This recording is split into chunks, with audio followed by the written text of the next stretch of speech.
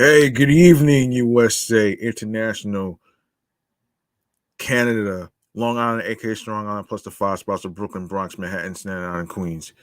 This is your man G Money Stacks, aka the Greginator, aka Greg, aka YouTuber, creator, host with the most, misunderstood, lonely nomad, unstoppable independent podcaster, and rookie podcaster of Queens, New York.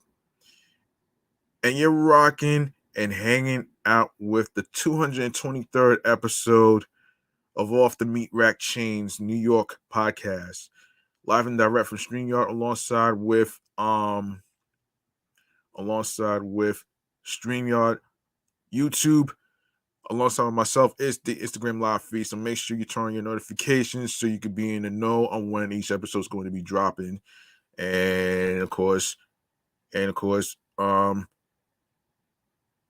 and of course, go ahead and grab that subscribe button for me on the YouTube channel page. If you are in the YouTube universe and you missed any previous episodes whatsoever, don't worry, I got you covered.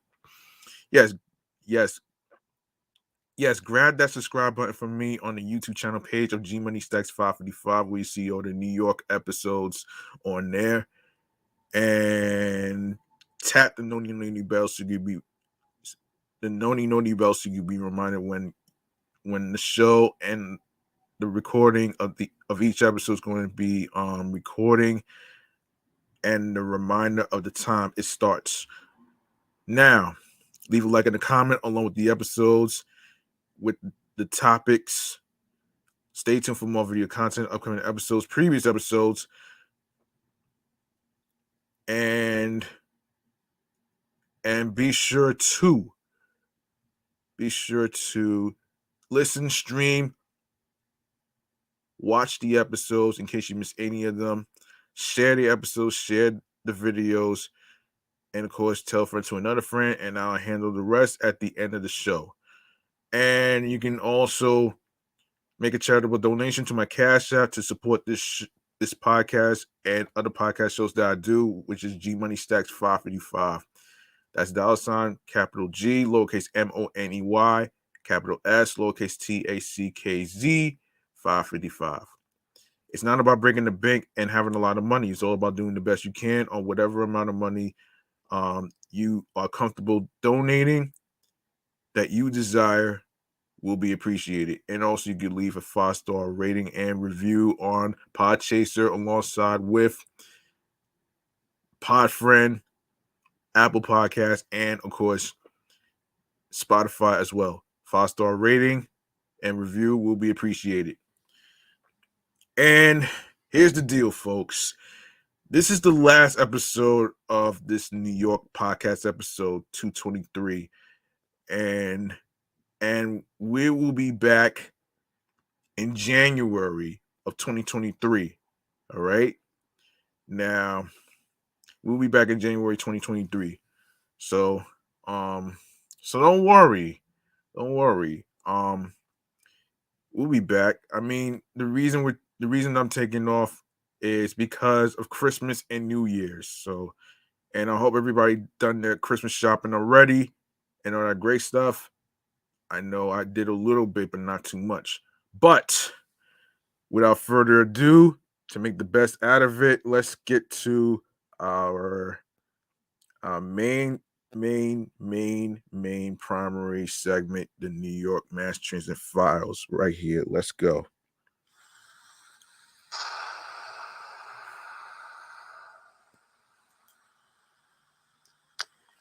All right, we got some transit stuff that we got to talk about, and this is regarding a report about New York City and pedestrians. Okay, so as America's driving grows more aggressive and reckless, the number of pedestrians killed each year has reached a 4-decade high and is rising at twice the rate as surging overall traffic fatalities, according to data analysis and a new study by Jerry. New York City ranks as the number one deadliest city for pedestrians. Oh my gosh.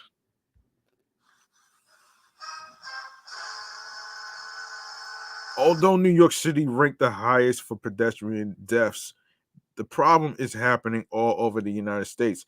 Nationally, in 2021, pedestrian fatalities rose 13% from the previous year.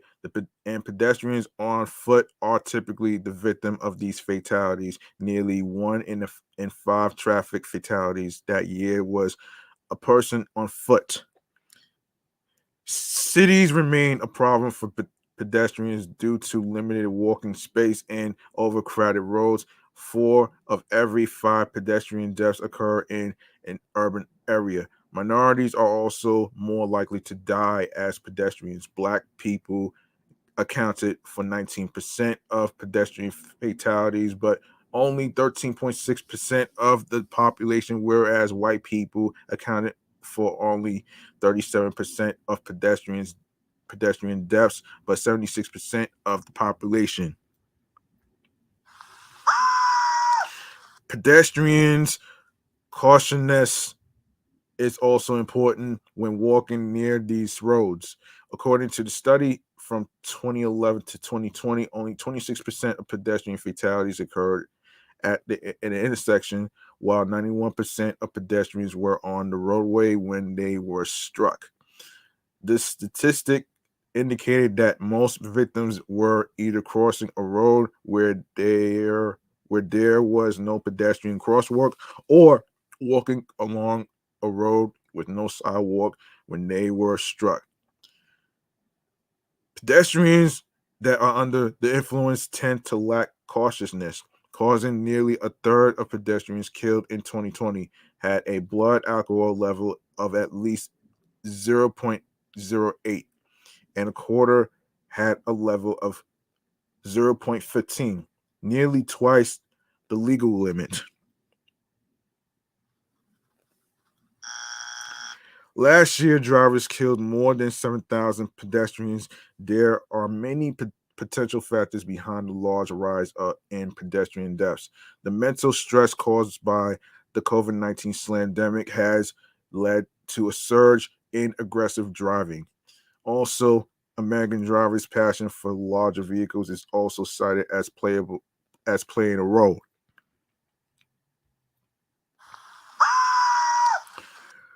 The larger the vehicle, the heavier, therefore also deadlier to anyone they hit. Pedestrians are also responsible for this surge.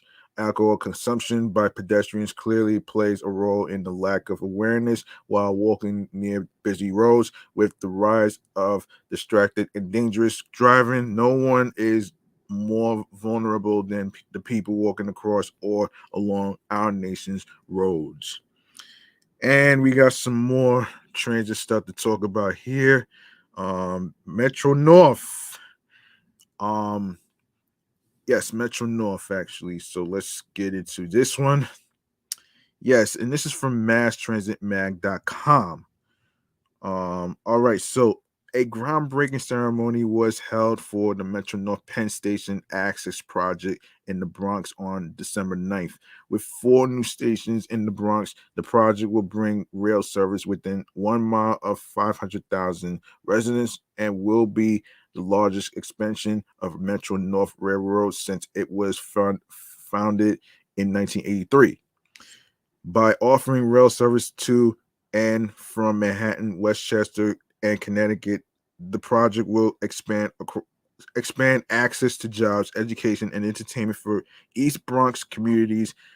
Additionally, the project will greatly reduce travel times, provide reverse commuting opportunities, and offer a critical second route into Manhattan for the first time through Metro North.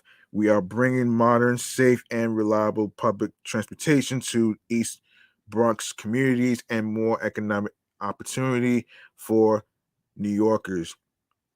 New York Governor Kathy Hochul said, end quote, in partnership with Senator Schumer, um, Representative Richie Torres, Alexandria Ocasio Cortez, and Jamal Bowman.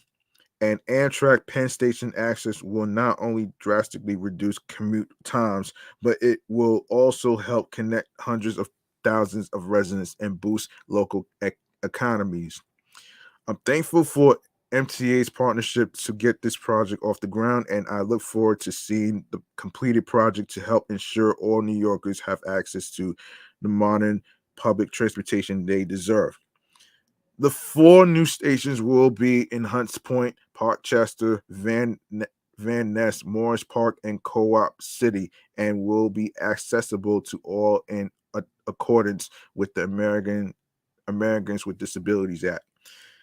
The expansion will use Amtrak's Hellgate lines to access Penn Station, optimizing existing infrastructure and minimizing the construction impact on surrounding communities. Metro North trains stopping at the four new Bronx stations will serve as an extension of the New Haven line from the New Rochelle station, offering transit options in the East Bronx to Midtown Manhattan, as well as points in Westchester, Connecticut, and inversely. Penn Station access is a game changer for a huge and transit deprived swath of the Bronx, said Metropolitan Transportation Authority Chair and CEO General Lieber. Quote, 5,000 residents live within just a mile of the four new Metro North stations, and many more when you look at the entire service area. This project means dramatically shorter commutes and life-changing access to jobs, education, healthcare, and everything else New York has to offer. Grand Central Madison is bringing the Long Island Railroad, Metro North, and the subway under one roof for the first time, said Metro North Railroad President and Long Island Railroad Interim President Catherine Rinaldi.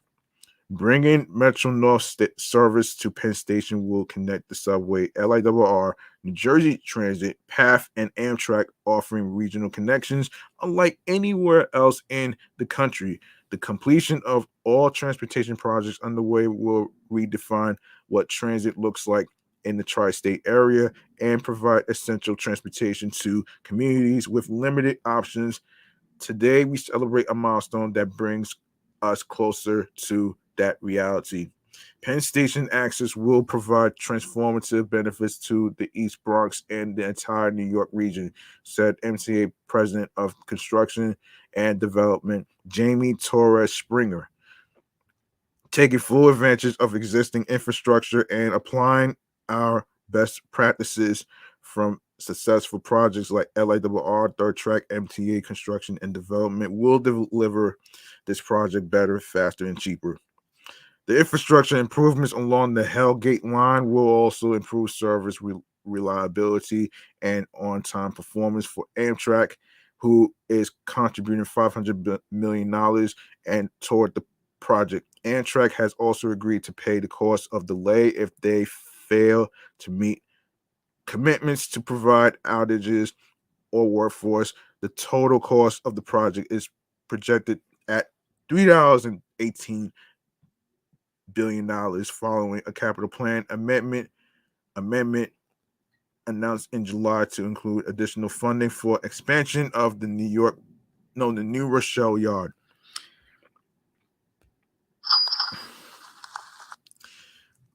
The Penn Station Access Project aligns with Amtrak's vision of expanding passenger rail service with new or improved routes in currently under served areas, said Amtrak Board Chair Tony Cassia.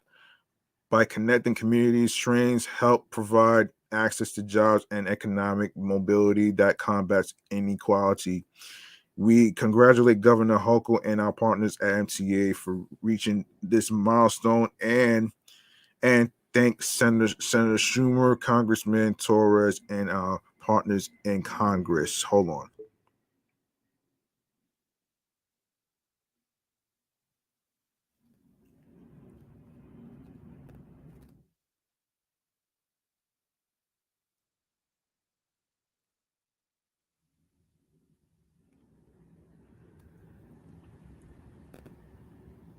Yes, yeah, and thanks Senator Schumer, Congressman Torres, and our partners in Congress for their leadership in moving this important project forward.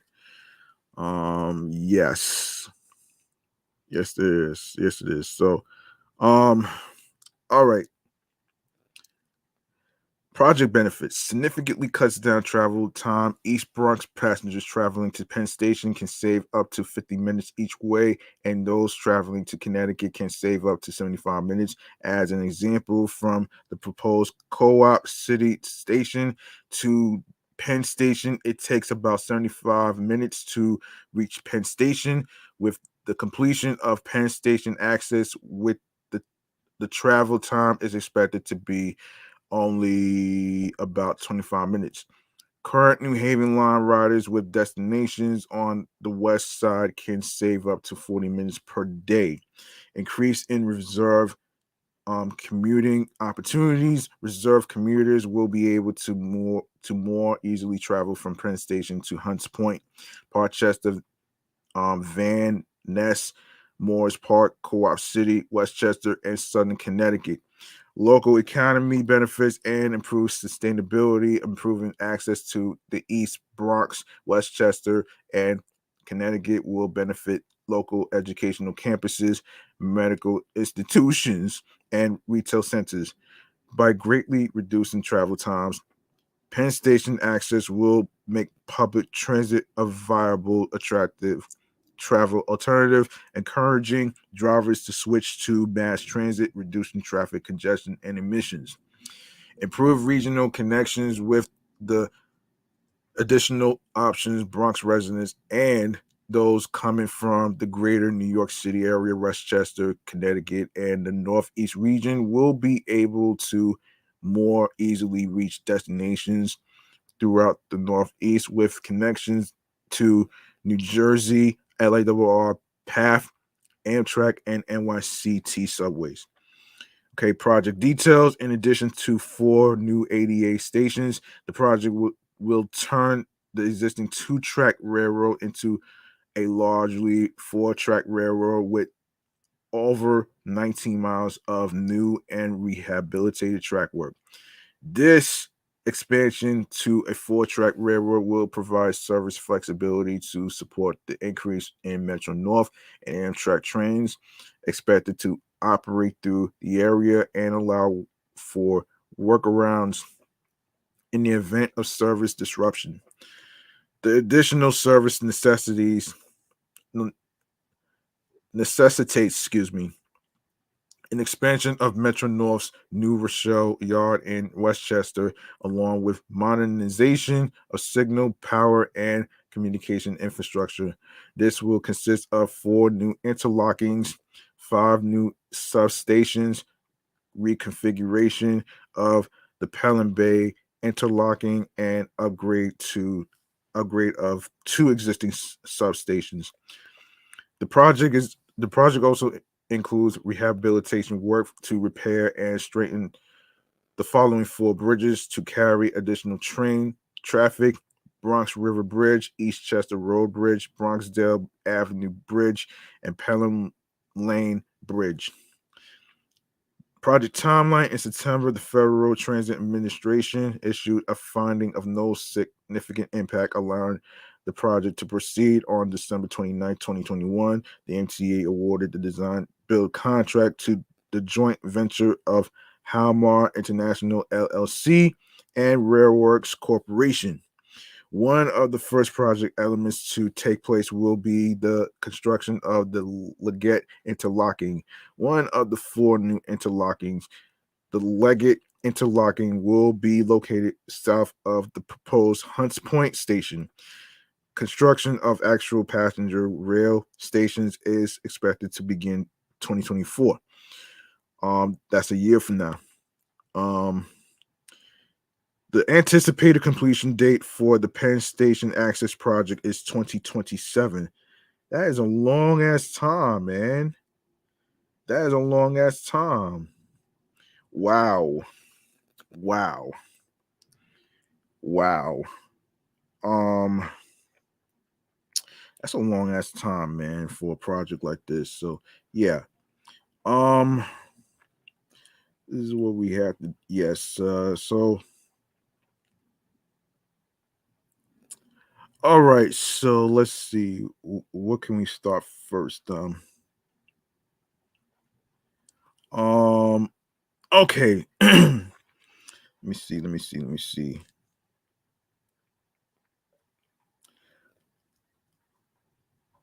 All right. So let's see. Let me see. Let me see. Okay. Okay. Let's get to chatting all the jazz right here, man. Let's do this. Hold on a second. Yeah, let's do this.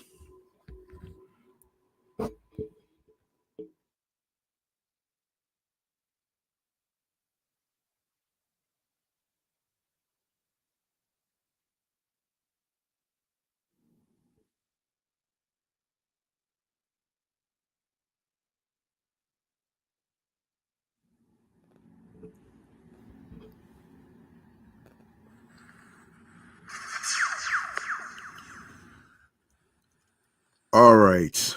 Um. Okay. Let's talk Drake.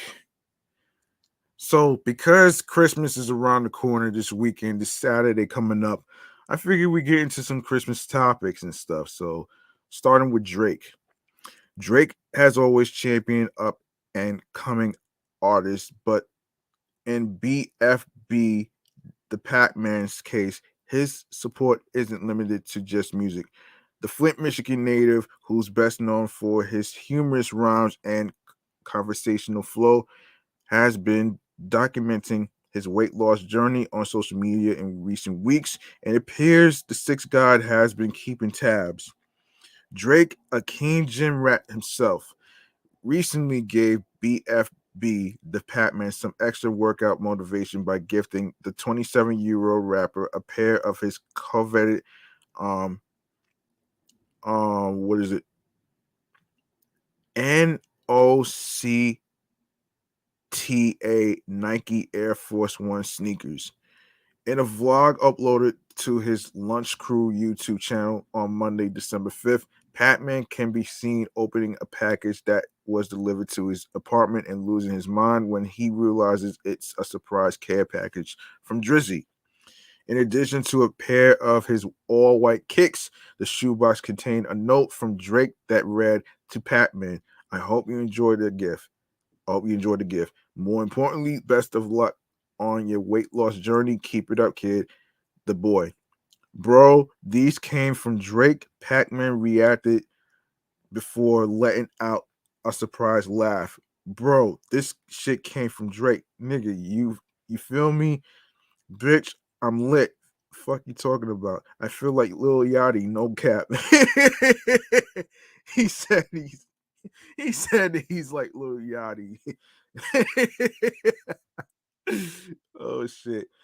Can't no nigga tell me shit. Wow. The sneakers have been giving Pac-Man more than just workout motivation, though. After holding back tears of joy, the fat niggas need love too. Rapper vowed to take his music career up a notch next year while reflecting on his his long run Drake fandom.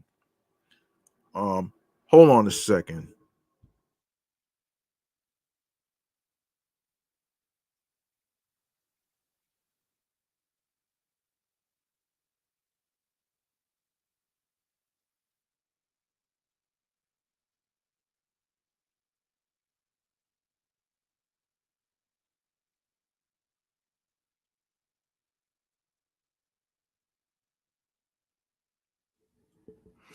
2023, I'm going up. He added, bitch, I got Drake's support. You feel me? I've been fucking with Drake since 2000. I don't know when. As a little kid, a little fat kid, I used to go to my basement and play A Night Off by Drake. Nigga, this shit crazy, bro. I'm feeling like I made it. I'm about to go make my best songs this year, 2023. He also posted a clip on Instagram with the caption, one of the greatest Champagne Poppy sent me his shoes and gave me motivation to keep working out, man. Thanks so much. I started from the bottom.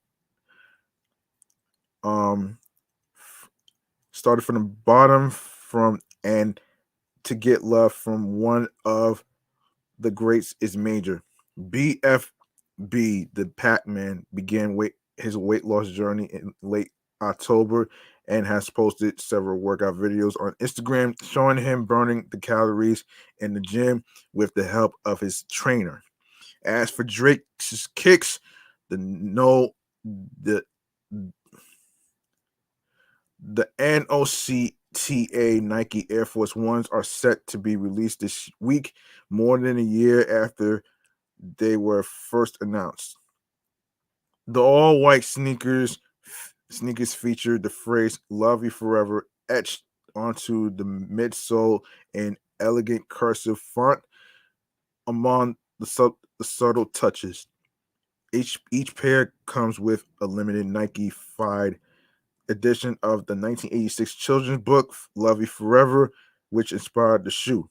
The book holds a special place in Drake's heart as his mother, Sandy Graham, used to read it to him as a child.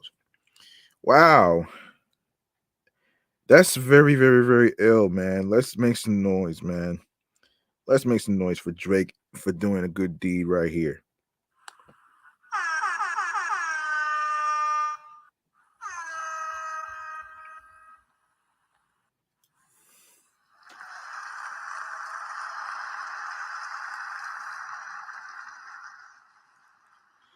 All right. Okay, let's do Beats by Dre, who partners with Black creators. Yeah, let's do Beats by Dre. All right. Let's do Beats by Dre. Hold on a second. Uh let's do Beats by Dre. Hold on a second. Yes, here we are. Here we are. Um Beats by Dre. The Beats by Dre's Beats by Black Creators program challenged HBCU students to create a film and soundtrack based on the Afrofuturism concept. With that being said, Maze is a coming of age psychological thriller directed by Spelman student Meyer Skaggs. In fact, the thrilling new project came about as a collaborative concept as it was penned by two Howard students, Sabrina Anthony and Troy Wright.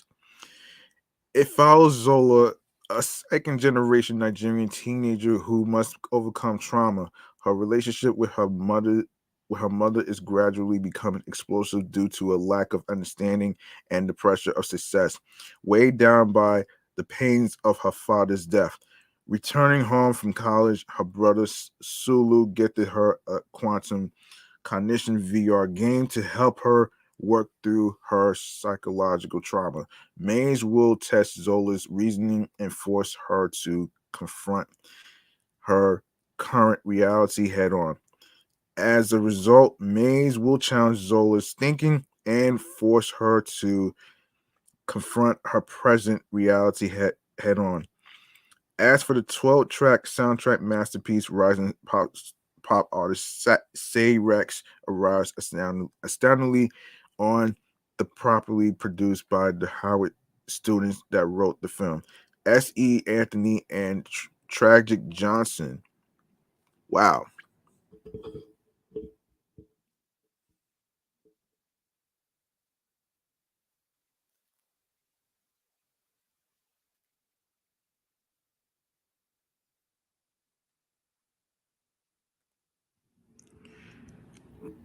Outside of beats, the project has already garnered attention from Revolt, College Kid, and many more. In doing so, the film features a beautiful blend of film and featured futuristic Afrofusion soundscapes.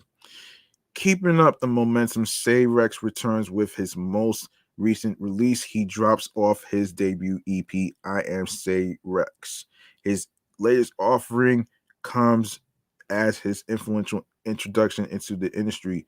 Since stepping on the scene, he has worked with Sean Kingston on Carry Your Name, featuring Lil Durk, artist affiliate Memo 600, Meant to Be, featuring Lauren Hill's son and the grandson of the legendary Bob Marley.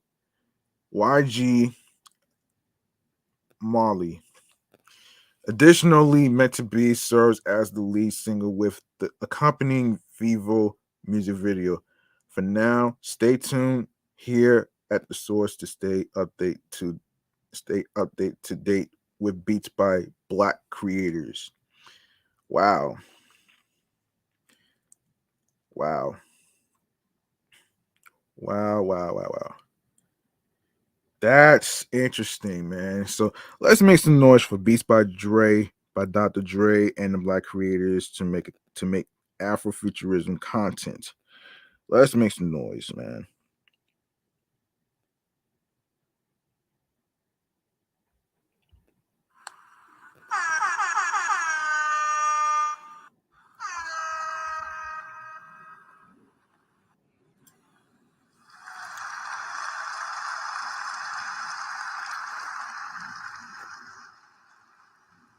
All right. All right. So in honor of Christmas, we're gonna go over some stuff, man. First things first, man. We got some new Christmas songs that we got to go over though, and one in particular, I actually saw the music video for it though. But um, anyway, okay. Best new Christmas songs in 2022. Let's get into it. All right, so this is according to Billboard.com. Sleigh bells ring and your favorite artists sing. Are you listening? Everyone from Lizzo to Phoebe Bridgers has specially released new holiday songs in 2022 just in time for the happiest time of the year. Better yet, this year's bounty of festive tunes featuring a Thanksgiving dinner table full of different genres. Camila Cabello, excuse me, is offering up some Marachi merriment. Kane Brown has a countrified carol to contribute, and Linda's had tied a bow on a punk rock present for the fans. Hold on.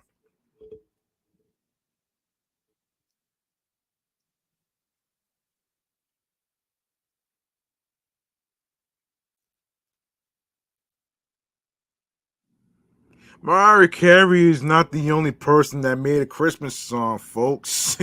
She's not the fucking only one, man. This year, there's plenty of musicians. Some of the musicians, particularly above and beyond this year, with Backstreet Boys, Alicia Keys, and Debbie Gibson, all dropping full-length Christmas albums. And Sia, who created a modern seasonal classic in 2017 with her hit Snowman, revisit her 2018 album Everybody Is Christmas by releasing a deluxe edition complete with three all new Holly Jolly tunes. This batch of artists is clearly excited to either join the holiday canon or make further additions to it. And who can blame them? Christmas songs are just an evergreen as balsam trees. Unlike most hits that eventually fade into oldie status, they unfailingly come back in style every year. In fact, a record 39 holiday songs occupied spots on the Hot 100 just 2 days ago. You can even keep an eye on which jingles are trending by checking Billboard's list and checking it twice of top holiday airplay songs or by perusing the Holiday 100. And if you need even more inspiration on which tracks to add to your wintertime playlist after reading this roundup of newbies, try taking a look at Billboard's 2021 ranking of the best Christmas songs of all time. But for now, keep reading to see which artists have released new holiday songs in 2022. Yes, starting with Lizzo, Someday at Christmas. Lizzo isolated her vocals in a striking cover of Stevie Wonder's 1966 contribution to the holiday canon, Someday at Christmas, recorded for Amazon Music's festive 2022 compilation. I chose to cover Someday at Christmas, not just because it's a classic, but because it's a reminder to us that almost 60 years later, we are still fighting for peace, compassion, and equality, she said about her cover in a statement. A friendly reminder to spread love and kindness this holiday season. And Camila Cabello, I'll Be Home for Christmas. Camila Cabello released her Amazon Music cover of I'll Be Home for Christmas on all platforms in 2022, calling it her favorite Christmas song on Instagram. Backstreet Boys, a very Backstreet Christmas. The Backstreet Boys didn't just gift their fans with just a new song this Christmas, but with a whole holiday album.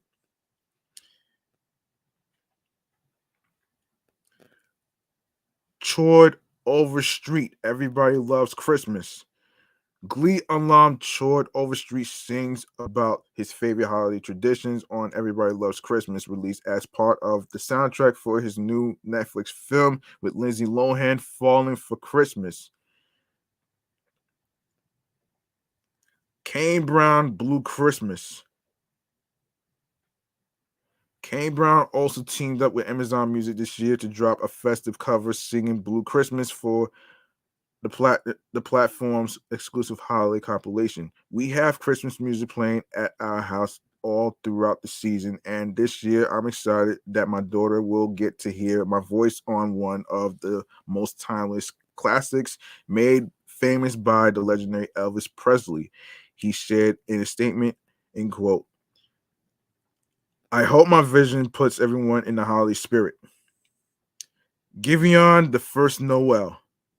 Giveon gave his buttery voice to an R&B reimagining of this Christmas classic, and Epic Records stated in Twitter, um, hold on,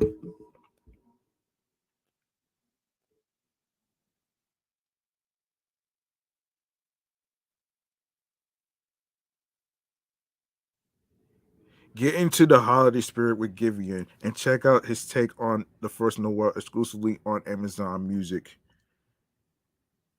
Um, Sam Ryder, Jingle Bells. If you think you know Jingle Bells, then get ready a new a new spin on it. Wrote Amazon Music of Sam Ryder's exclusive performance for the streaming service. Um, Amazon Music UK says on Twitter the festive Amazon originals have arrived. If you think you know Jingle Bells, then get ready a new spin on it with Sam Ryder music. Of course, you can listen to it on Amazon Music. And Sia, Naughty and Nice, 12 nights and 3 minutes till New Year's. Wow.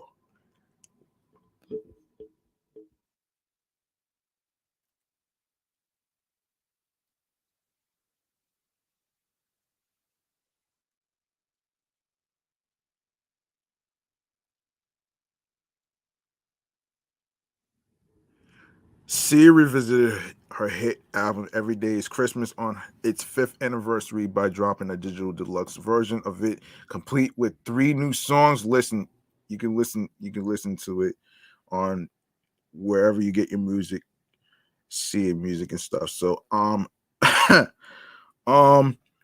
most recent Christmas music video that I seen on Video Music Box is by Alicia Keys called Santa Baby. Alicia Keys was so excited to release her first ever Christmas album, Santa Baby, exclusively on Apple Music. She announced it a full 11 days before Halloween and all that other great stuff. So you can check that out. Phoebe Bridgers, So Much Wine. Carrying on her annual tradition of releasing a Christmas seed cover every holiday season. Previous ones include Have Yourself a Merry Little Christmas, 7 o'clock News, Silent Night, and If We Make It Through December. Phoebe Bridgers recorded her own version of the Handsome Family's So Much Wine. And of course, proceeds from the track benefit the Los Angeles LGBT Center. Okay, let's see. We got some more stuff to talk about here. So, um, okay, so Zoe Wees, All I Want for Christmas. I want to dedicate this version of Liam Payne's beautiful song to those who feel lonely at times at this time of year. Weez wrote about her Amazon exclusive cover of Liam Payne on Instagram. Okay. Okay. Lauren Spencer Smith single on the 25th. Wow. In addition to recording, in addition to recording a cover of Last Christmas for Amazon Music, Lauren Spencer Smith released a brand new original song dedicated to everyone with a lonely heart this Christmas. This is for anybody that is single and sad at the holidays, she said in a video on Instagram.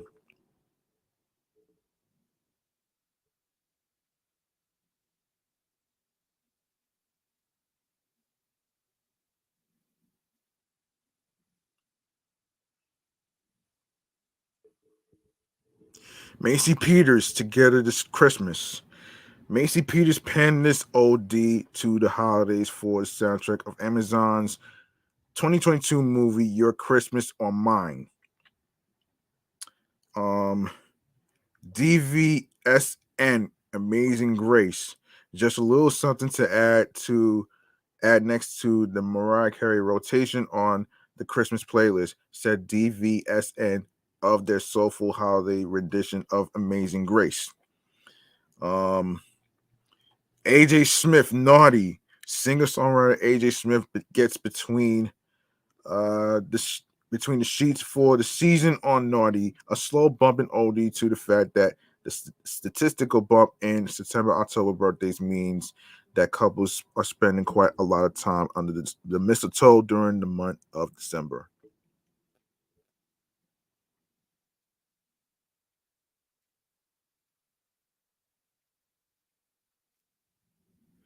Listen to the Frisky holiday track here. Um, the Linda's Groovy Christmas. Who said Christmas can't be punk rock? The Lindas dropped a head-banging original Christmas song in 2022 to prove that the holidays can be hardcore and jolly at the same time. There are so many cool Christmas songs that we love to dance to, and a lot of them are by our favorite punk bands. Alice Bag, Red Cross, Shonen Knife. The band said in a statement, "We were inspired by them to write our own carol that you can add to your jolly playlist and enjoy at holiday gatherings. Please sing along and share and we hope you have a very groovy Christmas and an awesome new year." Yeah, there you have it. Um okay, hold on.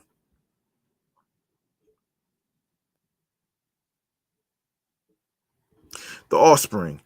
Bells will be ringing. Please come home for Christmas. We've always loved the classic Charlie Brown version of this song and think it's really underappreciated. The band wrote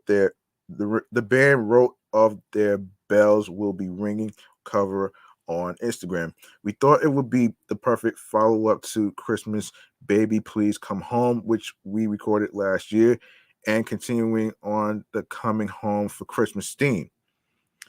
And Debbie Gibson, Winterlicious, pop singer songwriter Debbie Gibson, um, dropped an album full of Christmassy carols called White Winterlicious for the 2022 holiday season. Winterlicious, that's pretty interesting. That sounds fun. Oh my gosh, man! So this is crazy. Yeah. What is it? What is it?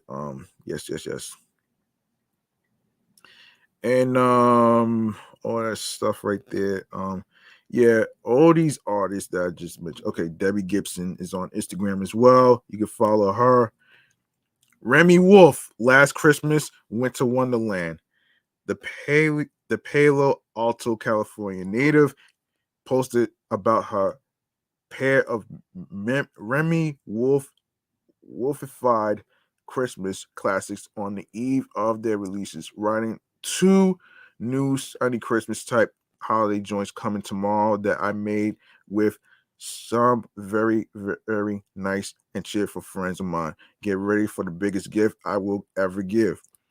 And you can also, okay, so Kelly Clarkson and Ariana Grande, Santa, Can't You Hear Me?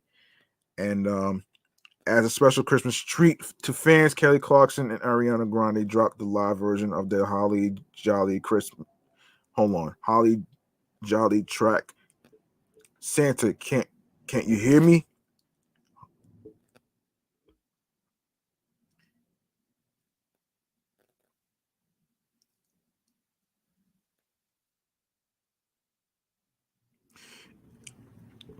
Yeah, Santa, Can't You Hear Me? First performed and recorded during the Stronger Singers NBC Holiday Special in 2021. The two originally released the duet that year on Clarkson's second holiday album, When Christmas Comes Around. Alanis Morissette, Little Drummer Boy. You ought to know that Alanis Morissette played her best for you on her new cover of Little Drummer Boy. Um, Pentatonics, Holidays Around the World. The Christmas Carol veterans released their sixth holiday album, Holidays Around the World, in October, featuring collaborations with Megan Trainor, Leah Salonga, and more. Thomas Rhett, Merry Christmas, y'all. Thomas Rhett put his deep country croon to work on his Merry Christmas, y'all EP, giving a rootsy revamp to four classic Christmas songs.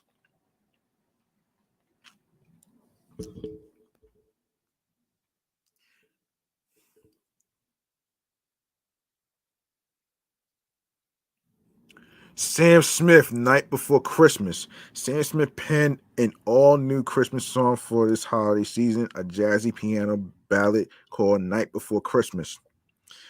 Dan and Shay holiday party and pick out a Christmas tree. One of country pop's favorite duos released a what else? Country pop duo of Christmas songs for 2022 holiday party and pick out a Christmas tree. We wrote this one the other day while we were working on the new album, which we were very excited about, and immediately jumped in the studio to record it so we could get it to y'all this holiday season. They wrote on Instagram of the first track.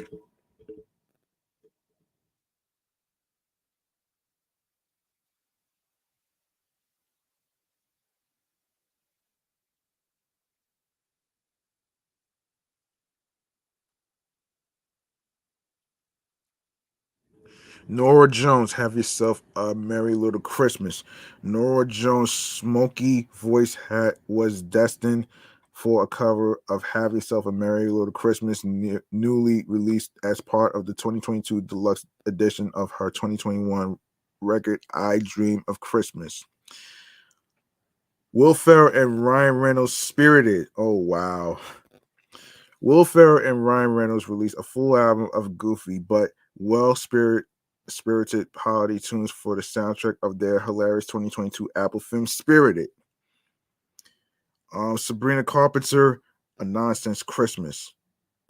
Sabrina Carpenter gifted her fans a holiday, or as she would say, holy day. Um, Remix of her sweet and spicy emails. I can't send track nonsense. Oh wow.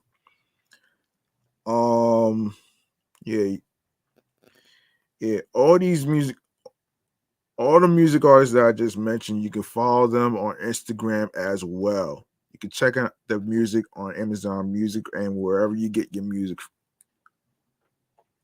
And let's see. Um, oh my gosh, we Okay. So, what the hell, man? What the hell? Let's see. What else do we have?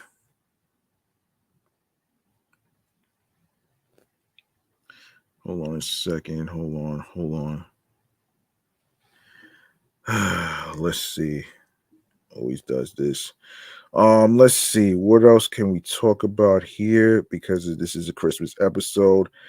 Oh, let me just say what the Christmas episode is before I continue. Before I continue this, let me just give it a minute. Um, um,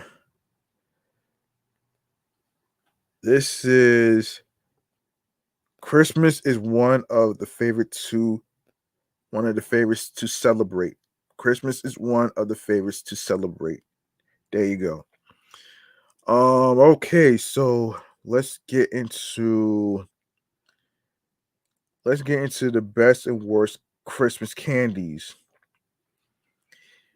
And then we'll get to the Pepsi joint, which is ridiculous, by the way. We're gonna get into that. Okay, so let's get to best and worst candy of 2022. Let's get into it.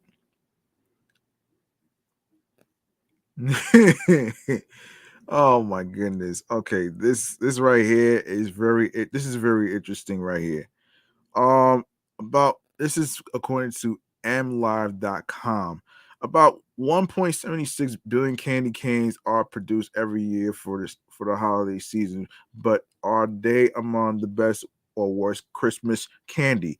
And what do Michiganders think of it? Ooh.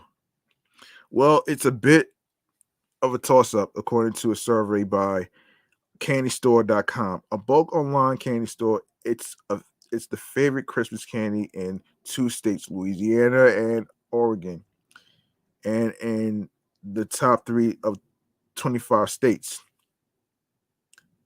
Um Hold on.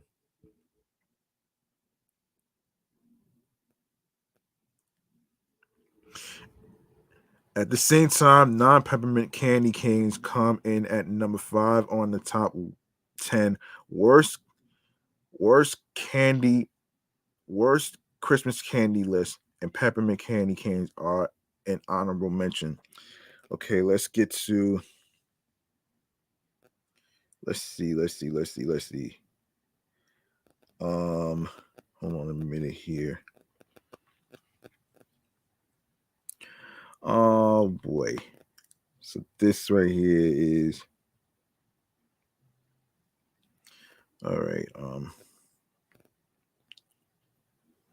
Okay, let's get to it. So let's get to the top 10 worst candy for Christmas. Let's get to that. All right. So let's see. So the absolute worst Christmas candy of 2022, and this would at Christmas is the season of joy and appreciation. It is truly a special time of year.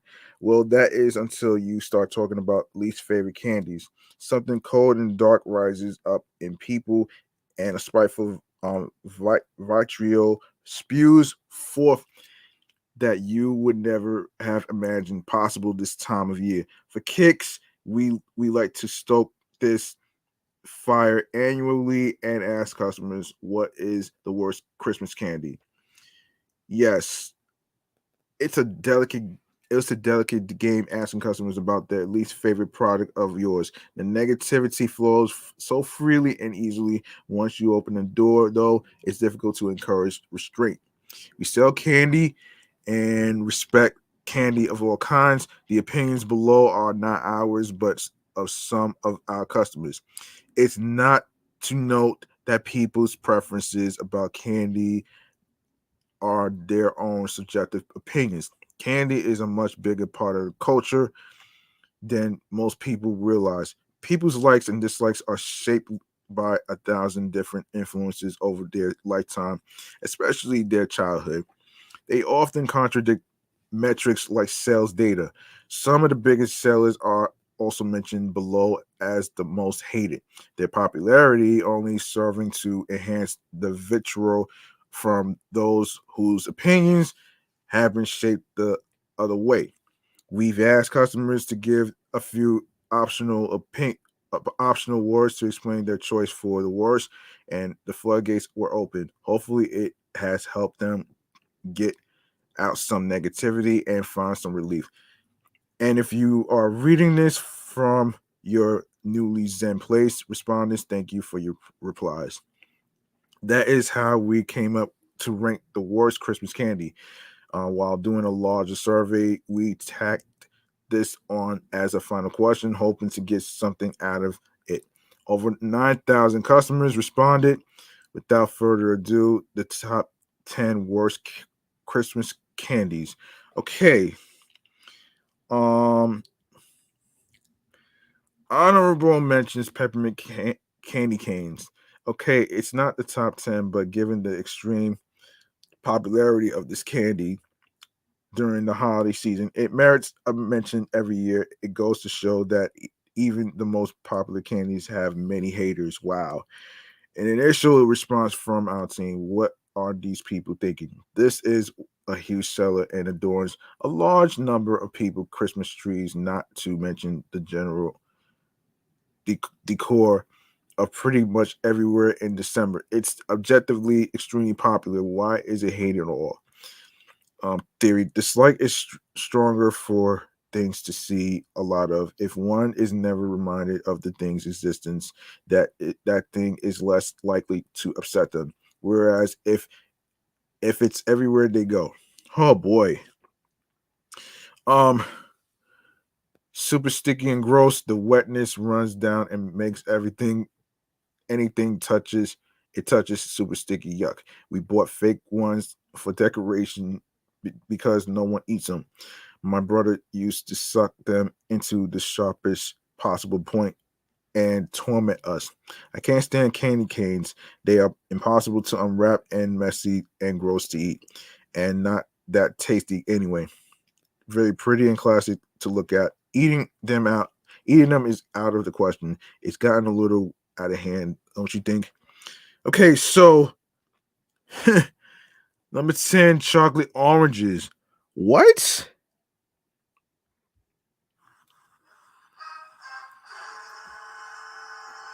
Why would you mix chocolate with oranges? I don't understand this. That is the worst idea ever. Let me fill you in on what this is.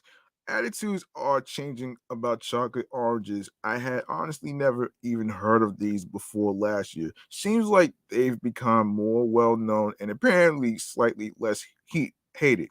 Coming in one spot better than last year's number 9.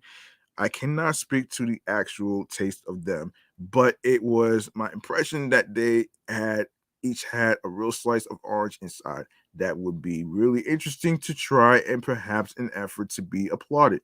Nope, milk chocolate covered orange cream, which some brands like to call cream the orange. Let's come back down to earth here. It's orange cream. I can see it. It didn't just come out the back of a French patisserie. In any case, I will leave the judging of its flavor to those who might better know. It's kind of a mess. I want to like it, but it's not letting me. This is a foreign candy. Try to make a market in the US. That's okay, but I just don't like them. All of a sudden, I'm seeing this chocolate oranges at Christmas time. Where the F did they come from? Peppermint bark, number 9. Peppermint bark seemed to be having a serious bull run last year. Not so much anymore. It climbed on this list to number 9, up from 10th place last year. It fell in popularity on the Christmas candy by state map as well this year. It does seem a little controversial. It was also mentioned by a bunch of serious, passionate haters. The bark thing can be way overdone. Walk into Trader Joe's and it's everywhere by the way a peppermint bark smoothie is just peppermint smoothie, okay? There's no more bark if you pre it. The biggest thing for me is that it should be this crispy, sharp, crunchy candy like the broken up pieces of toffee, but it's sometimes not. When it's got no crunch, only a limp kind of bendy give and then soft separation, then I agree. Yuck. We call peppermint bark Grinch vomit. Grinch vomit. Oh shit. Oh my gosh. Because it looks like Christmas vomit. Oh wow. Peppermint bark is seeping into our very foundations as a society. I'm troubled. Peppermint bark is the pumpkin spice of Christmas, sugary, nasty, and prolific. Oh wow. It's melty, sticky, and weirdly soft, and then crunchy in parts too. It's just weird. Number 8, ribbon candy. Ribbon candy stayed at number 8 this year, so ribbon candy is apparently equally undesirable this year as the last. Most comments about ribbon candy seem to go along with the idea that the only thing ribbon candy has only one thing going for it: appearance. And while that can be the foundation for a very good life as a human,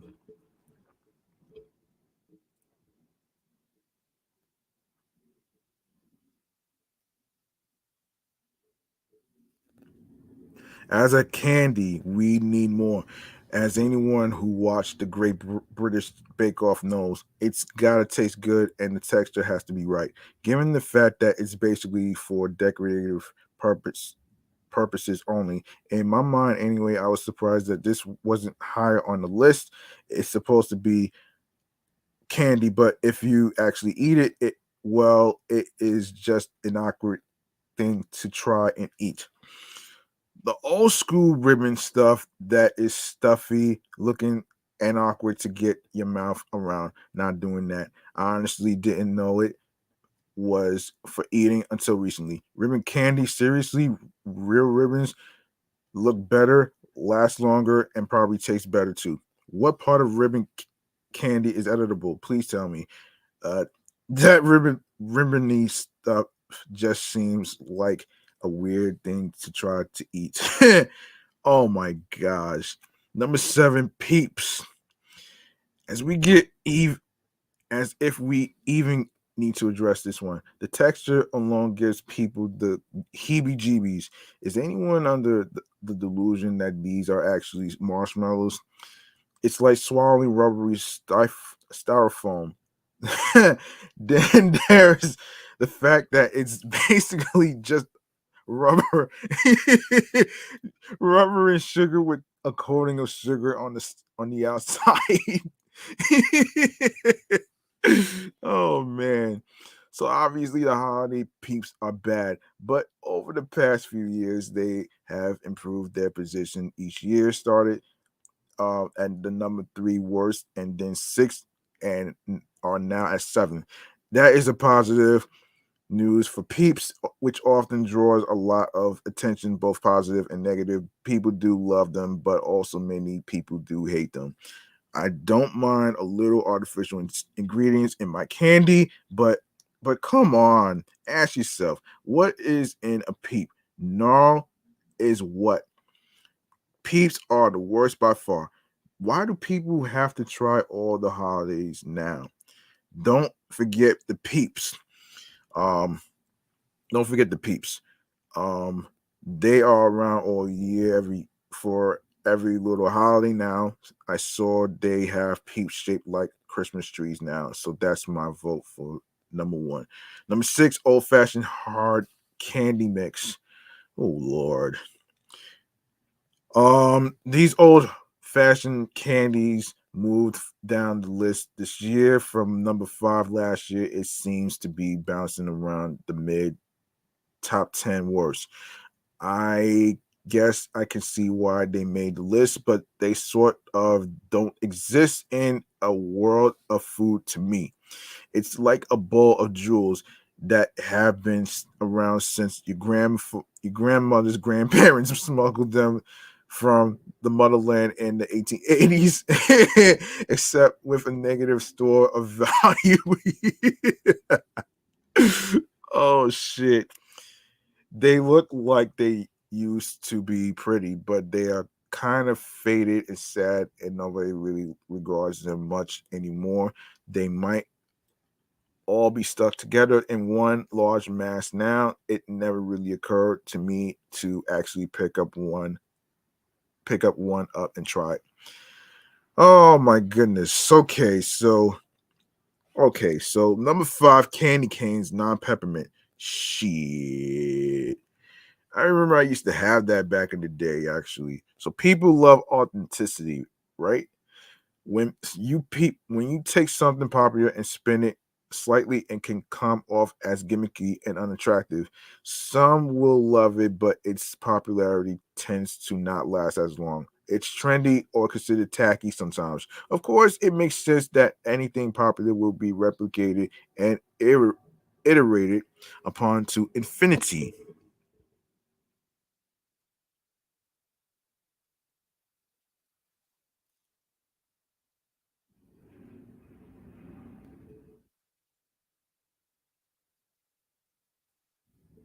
The candy cane phenomenon is no exception. The results, however, are apparently vile. The rainbow fruit candy canes could almost pass for simply bad.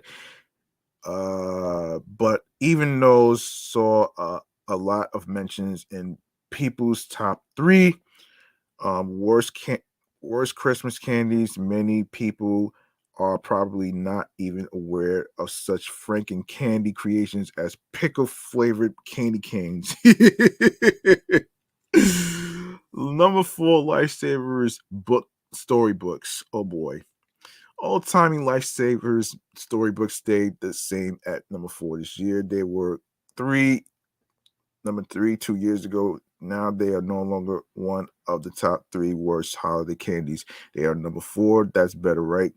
These are the biggest letdown. It's not even that lifesavers are all that bad. They are fine. It's the packaging here, and it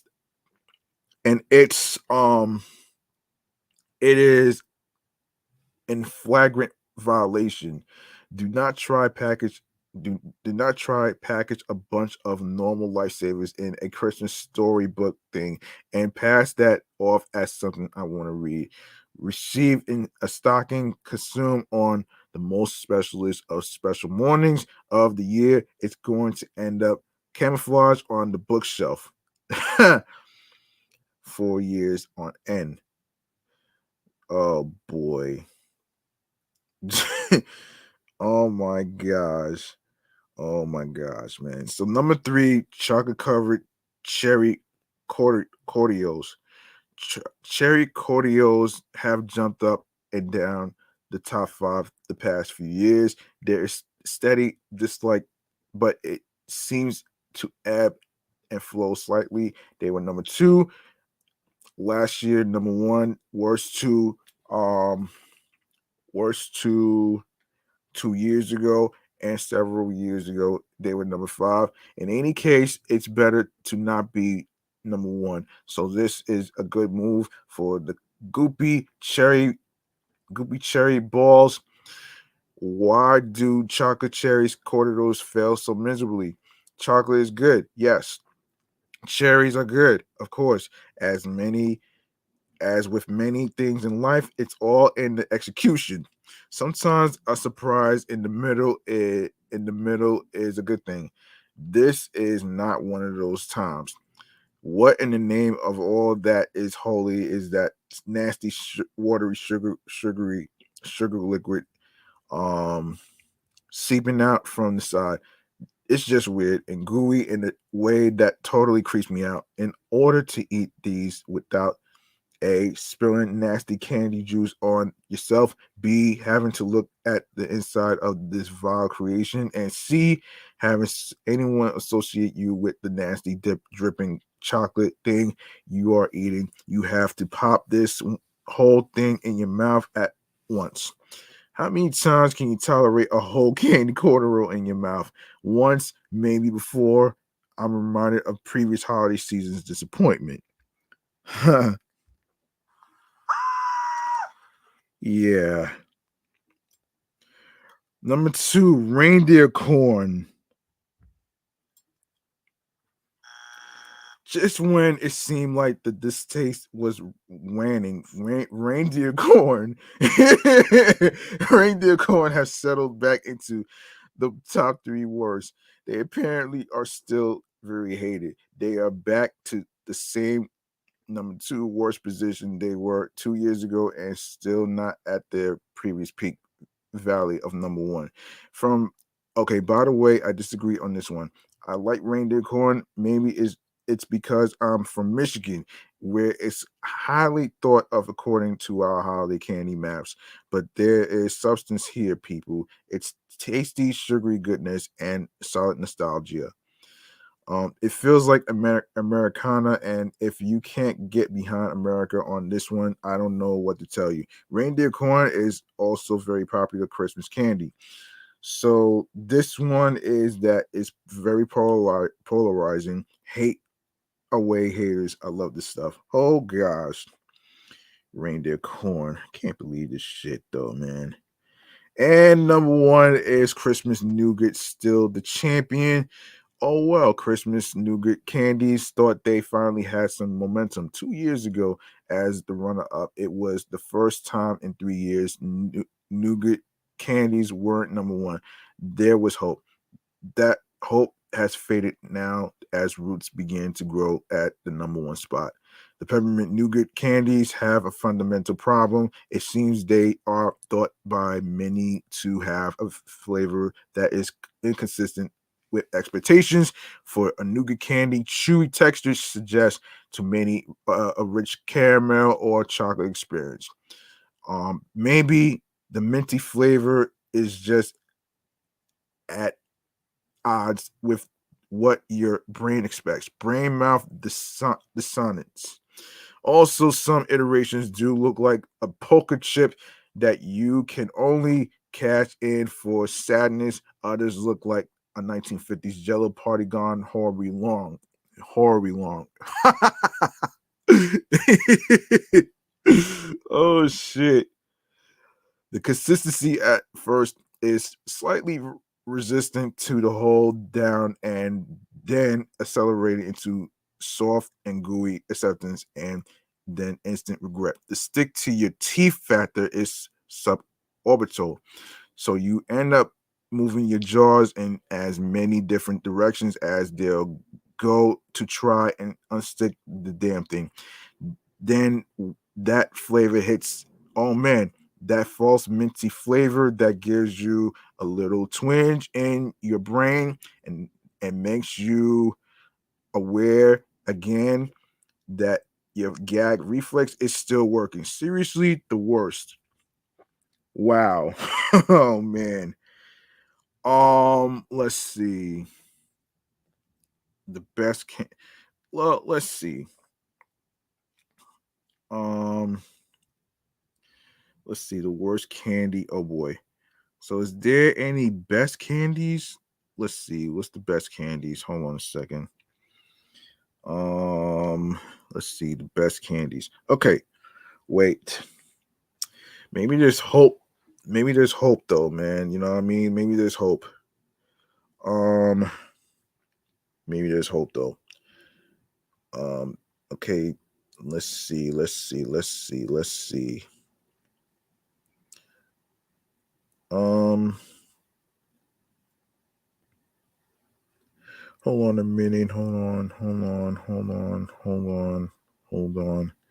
Maybe there is. Boy, okay. Best candies. Let's see. Let me see something here. Candystore.com. Okay, best candies. Let's see. Oh shit. Um.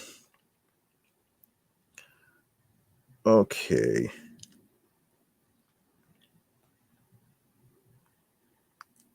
Okay. I don't know. But anyway. Let me see. Okay, let's see. The best candies. Let's see. Um, let's see. What's the best candies? Let's see the best candies. Hold on a second. There's gotta be some best candies. Okay, there's worst candies, but what about the best candies? Best candies, best Christmas candies 2022. Here we go. Let me see how much time we got here. Oh shit. All right, so best Christmas candies. Okay.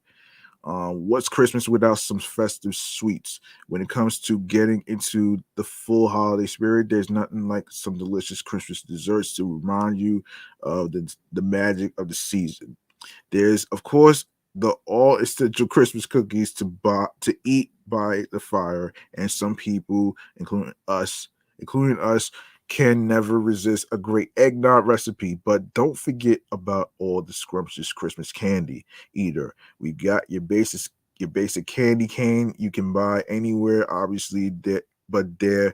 There's also some incredibly indulgent recipes you can bake at home. That you can bake at home. From peppermint bark to even eggnog truffles. Eggnog truffles. Because why wouldn't you want to go all out on the most wonderful time of the year? Um, let's take a look at the list, man. Okay, so let's see. So this is okay, luckily. I'll say so this is the best candies. Okay, so peppermint meringues. Okay, crisp on the outside with a slight chew on the inside. These light, airy swirls of sugar can make for the prettiest and most festive holiday treat. Um, we have vegan chocolate truffles. These are the best candies, all right? These are the best candies, actually. So um all right, so the decadent vegan chocolate truffles um only require three ingredients, and they are perfect to put in little gift wrap boxes too. There's okay, you have sea salted nut butter cups. Moreover, Reese's peanut butter cups. These four ingredient candies not only combine nut butter and chocolate, but also incorporate mashed banana, and a sprinkle of sea salt for a perfectly mouth-chewing treat. Um, yes, mint chocolate chip dough gingerbread house. Um, the ultimate Christmas candy confection, a gingerbread house, of course. After building the house from mint cookie dough, decorated with scrumptious candy like chocolate rocks, red style belts, jelly beans, tootsie rolls, and more. Because you have candy clementines. I don't know about all that though, man. But chocolate dip pretzels. That's not bad. That's not bad. Um, okay, so pistachio and tart cherry chocolate bark. Interesting. We have Christmas candy bars. You got Christmas candy bars. Um, it's as if the two of your favorite things, a Christmas cookie and a candy bar, combined together to form one ultimate treat, topped with everything from pretzels to toffee bits. Yum. Hmm. Yeah. Peppermint swirl merengues. Damn. Oh my gosh. Gingerbread wands. Um, peppermint trees, toffee, cashew crunch bars, merengues. There's pepita, dried apricot, and sea salt mandiants. And chocolate dough truffles, um, white chocolate peppermint patties, Christmas marshmallows. Okay, that makes sense. That makes sense. Peppermint bark. We have gingerbread fudge. Yummy. Um, red and white chocolate bark. We have Mouse King fudge. Oh shit. Candied popcorn stars. That one really got me right there. Oh wow. Popcorn. Okay, what's better than popcorn? Popcorn mixed with cinnamon candies and sprinkles and shape them into festive little stars. Wow. Melting snowmen. And we have chocolate toffee bark. Um Christmas Rice Krispie treats with candy boughs. That's not bad. That's not bad. Peppermint Oreo truffles. Interesting. Mint Grinch popcorn. Oh man, that's funny.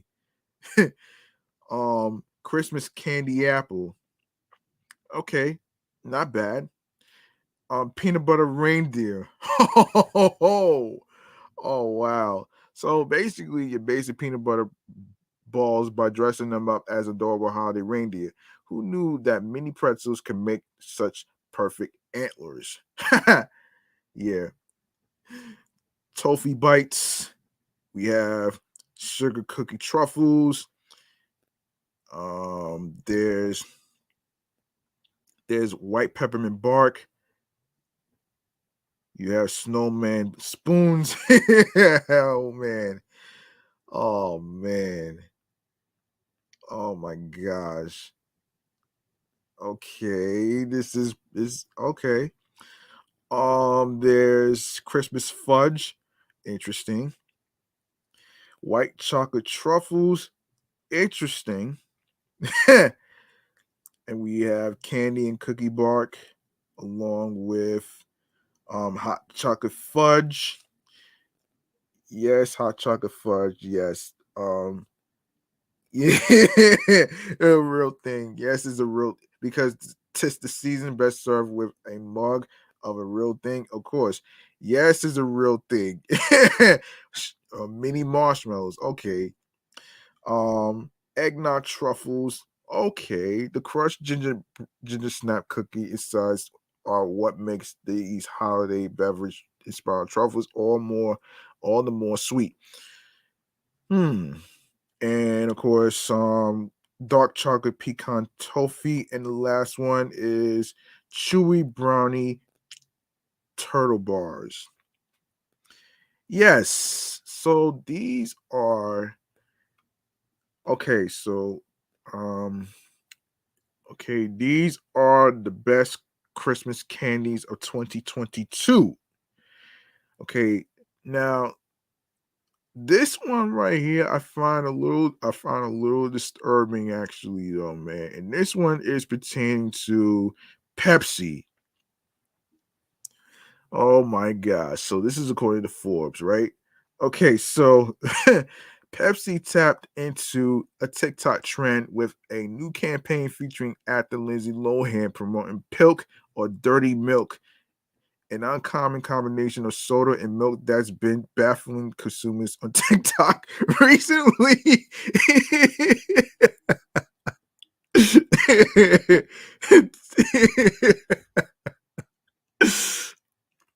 Oh my gosh, man. Baffling consumers on TikTok in recent months, though its roots go back decades. Oh my gosh.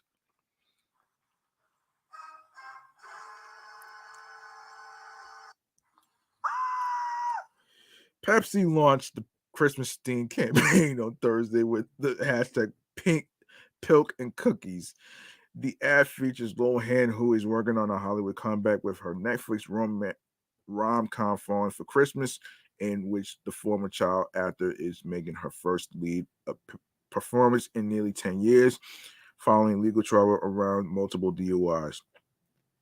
In a statement Thursday morning, Pepsi chief marketing officer Todd Kaplan said the idea behind the ad campaign comes as a response to the dirty soda TikTok trend, a mix of milk and Pepsi repopularized last year by Gen Z singer Olivia Rodrigo, who posted herself drinking the concoction.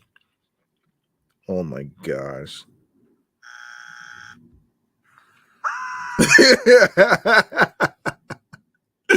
That's not something I'm willing to try. That's not something I'm willing to try. This one's disturbing. Okay, the drink, however, is far from new, with Laverne and Shirley drinking milk Coke as a comfort drink during the show's run in the 1980s. Is some restaurants and ice cream stands referring to the mix of Coke and vanilla ice cream as a brown cow. Kaplan called the combination a long-time secret hack among Pepsi fans, saying the campaign is a great way to apologetically celebrate the holidays with a new and delicious way to enjoy Pepsi. In addition to Pilk and cookies, um, oh boy, Pilk and cookies. I wow, not sure what that means. In addition to Pilk and cookies. Hold on a minute here. In addition to Pilk and cookies, where did that? Hold up. In addition to Pilk and cookies, Pepsi also introduced the Naughty and Ice, a mix of milk, heavy cream, vanilla creamer, and Pepsi, as well as several other variations, including the chocolate extreme, the cherry on top, the snow float, and the nutty cracker. Pepsi is not the first major brand to capitalize on a social media trend. Last year, Starbucks introduced the iced matcha latte with chai and the pink drink remixed. Starbucks strawberry acai pink drink with vanilla cold foam.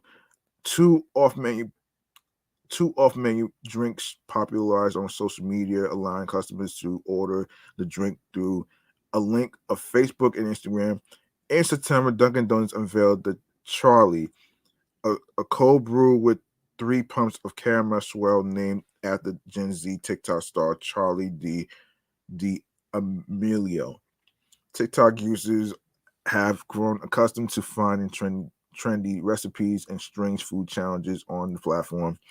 Although some of those challenges have been called out as dangerous, including the NyQuil chicken, which I previously talked about in 209, trend this summer, which prompted the Food and Drug Administration to issue a statement warning it can harm people who eat it and even cause death.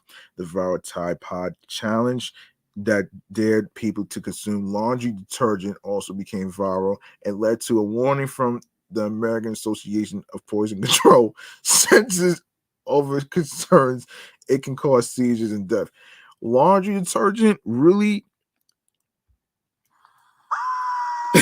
that's terrible, man. That's the most terrible idea that I ever heard in my life, man. That's the most terrible thing that I ever heard in my life, though, man. Oh my gosh. Oh my gosh. Okay. Um, so that's terrible. I'm not gonna even try that shit. So this is going to be the best and worst. Hold on a second. Hold on a minute, man. So this is gonna be the best and worst Mickey's Very Merry Christmas Party dates. Actually, no. Actually, no. Oh, yeah. Christmas party. Yeah. I said I was gonna cover that. Yes. Okay, so this post rates the best and worst 2022 Mickey's Very Merry Christmas Party dates based on which are likely to be the least and most crowded. November and December can have roller coaster crowds at Walt Disney World. So this is worth considering before buying tickets if your dates are flexible. Oh my gosh. In addition to offering tips for choosing the best days of the week to attend, we highlight the dates that should be the least crowded Christmas parties. Oh shit. As we share in our guide to the 2022 Mickey's Very Merry Christmas Party. Not every Christmas party is equally crowded. Some are so packed for the first parade that they feel like a busy day in Magic Kingdom. Other nights, there is a ton of room on Main Street for fireworks, and every attraction is a virtual walk on by 10 p.m. With that said, we should note that the in the last year it was held MVMCP was abnormally busy across the entire calendar. Moreover, it's rumored that the attendee cap increased by 10,000 guests per night for many of the party nights. On top of that, MVCP has been on hiatus for the last 2 years, so there's likely pent up demand for it among Walt Disney World fans. Let's see. Let's see. So let's get to. Can we get to it? I want to get to the point here, man. So two thumbnails, blah blah blah. Oh man, so this is crazy, man. This is the crazy. All right, so okay, it's two rules. Oh boy. So the first, the cheaper nights are the less busy ones. We often say that Walt Disney World doesn't offer discounts out of corporate benevolence. It's in order to incentivize bookings. That same philosophy holds true with party ticket pricing. There are several tiers, so ranking the nights is a bit easier. In general, the cheaper dates are in November and early December, and the more expensive dates are the week of Thanksgiving and throughout the month of December. Um, okay, the idea that price tiers is to encourage guests who have the option of considering multiple dates to choose the cheaper one. It works, but only to an extent. Plenty of people who will pay a few dollars more on an already expensive ticket for a date that works better with their schedule. Um, First, let's start with the limitations. First, most locals planning on attending non-school night parties aren't going to change those plans to save $5 or so. Second, tourists who travel during school breaks are essentially stuck traveling during those breaks, so they aren't going to do a mid-December party as opposed to the December 21st one. The second rule is that school nights are the least busy nights, while Fridays and holiday breaks are the most busy times. A corollary to this rule is that Tuesday and Thursday nights are historically the least crowded nights of the week. We've been attending the parties every year since 2007, and that rule has proven true in our experience and what we've observed and what we heard from readers and who have attended other evenings. Okay, so putting these two rules together, it should be very easy to spot for the best dates.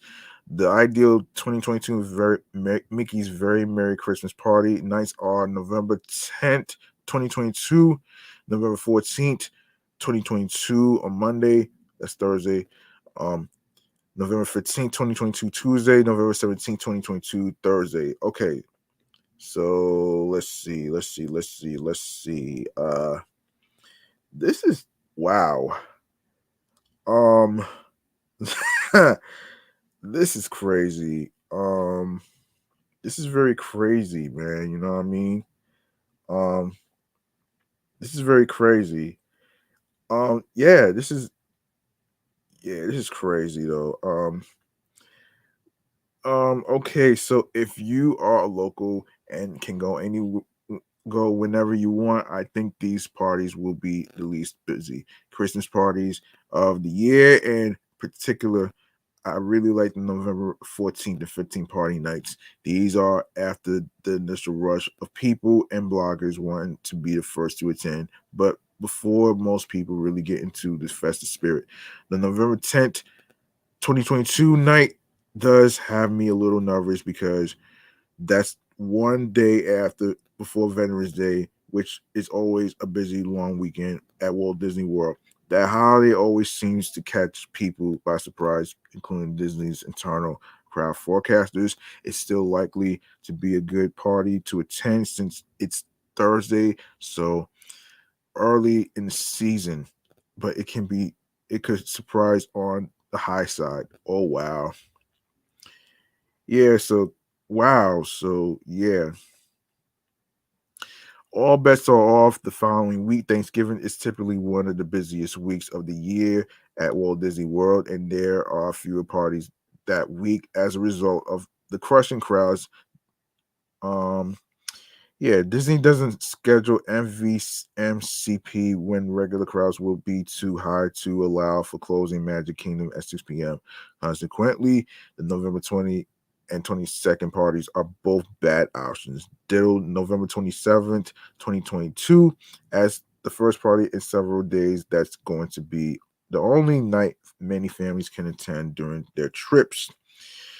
Whew, as far as December goes, basically Tuesdays are the best days, followed by Thursdays, followed by Sundays. Earlier in the month is better than later, even though the Pop Warner is now hosted by Universal. It remains a wild card. There's a decent chance they'll do a group night at the 2022 Mickey's Very Merry Christmas Party.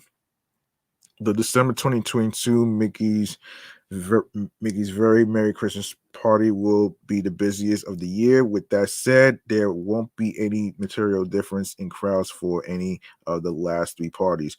They will all almost certainly sell out and be busy. That is, unless there's a freak blizzard that keeps crowds away. Basically, something we couldn't predict at this point. Oh, wow. Yeah, yeah, yeah. So I guess the moral of the story is if you want to go to a place like Disney World or any other place for the holidays like Christmas, it's best to plan ahead. Don't go for the wrong dates. So go for Tuesdays, Thursdays, and Sundays. Those are the least busiest. The rest is just busy. So that's just pretty much what I could tell you right there overall. Okay, the best and worst Christmas snacks, Magic Kingdom. Oh shit. Holy shit cakes. Yes, we're gonna get into that right there and then some other stuff. Um, hold on a minute. Okay. All right.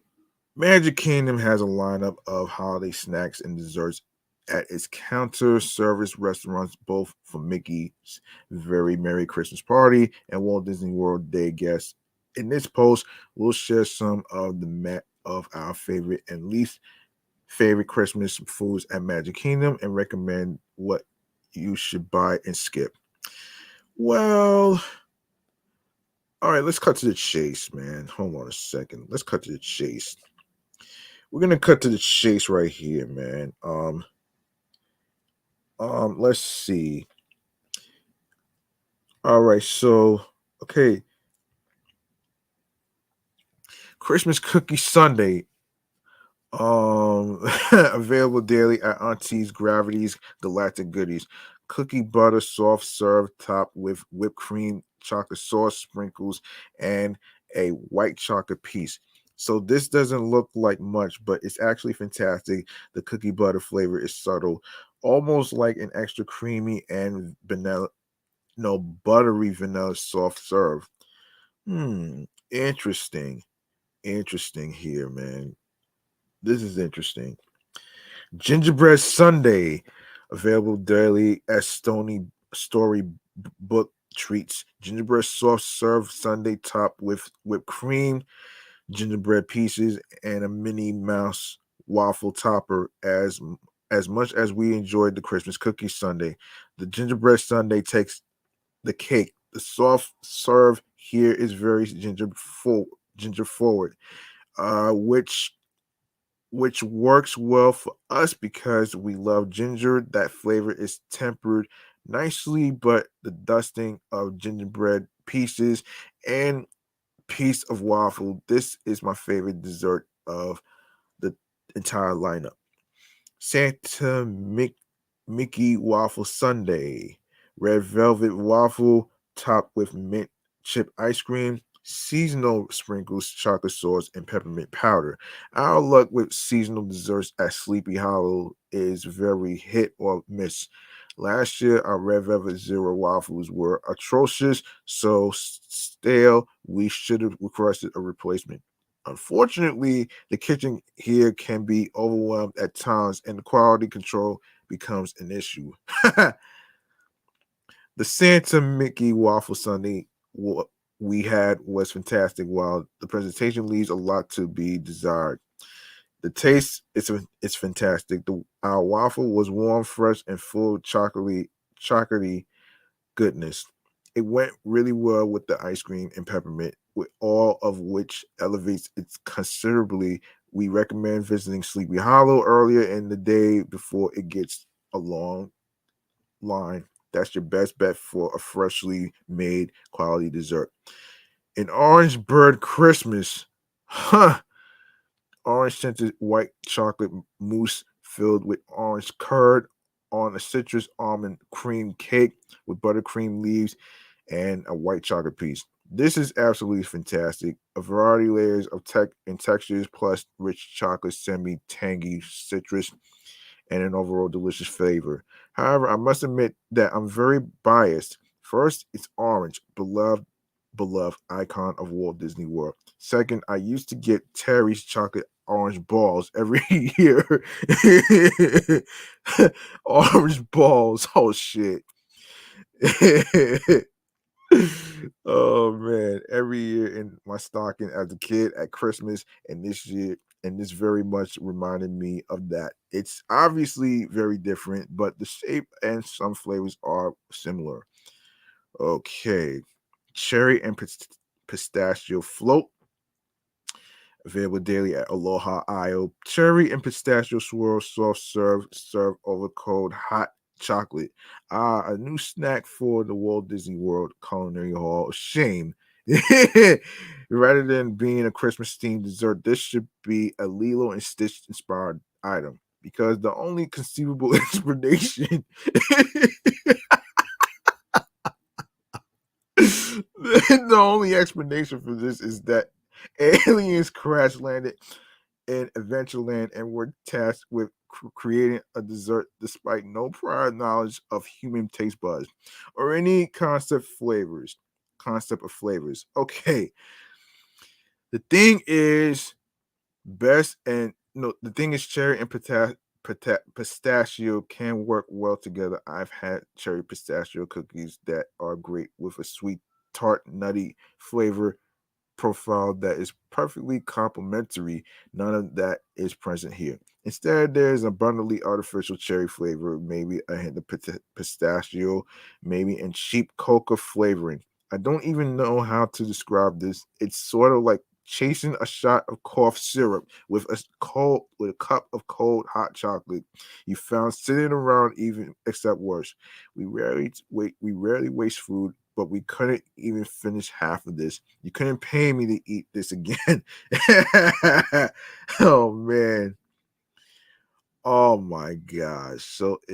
So here are the MC snack spots. Oh wow. Wow. You couldn't wow. Pinocchio Village Host, Snickerdoodle Cookie, Hot Chocolate, and Fanta Storybook Snacks Cart, Snowman Pretzel, Minor Coughs, Minor Coves, peppermint cookie, Friera's Nook chocolate chip cookie, lunching pad, ginger molasses cookie and apple cider, Cosmic Rays Starlight Cafe peppermint cookie, hot chocolate and apple cider, Jungle Cruise, chocolate cruise, ginger molasses, ginger molasses cookie, Tortuga Tavern Snowman Pretzel and Fanta, Golden Oak Outpost Snickerdoodle cookie, Diamond Horseshoe.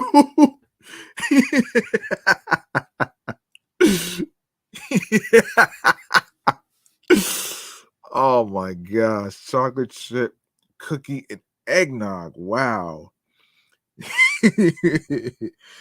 Oh man, this is funny. This is funny and probably the worst. Oh my goodness. Okay, so let's go to all right, so this is kind of crazy.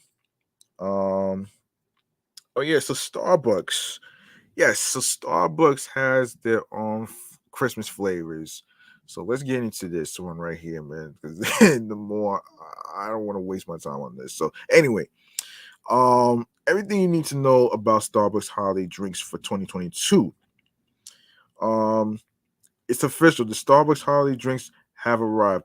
By all means, settle into your last pumpkin spice latte or apple crisp oat milk Machado as you read this update. Starbucks has launched its winter menu, bringing back the peppermint mocha for its 20th year, the caramel brulee latte, and tons of other holiday favorites.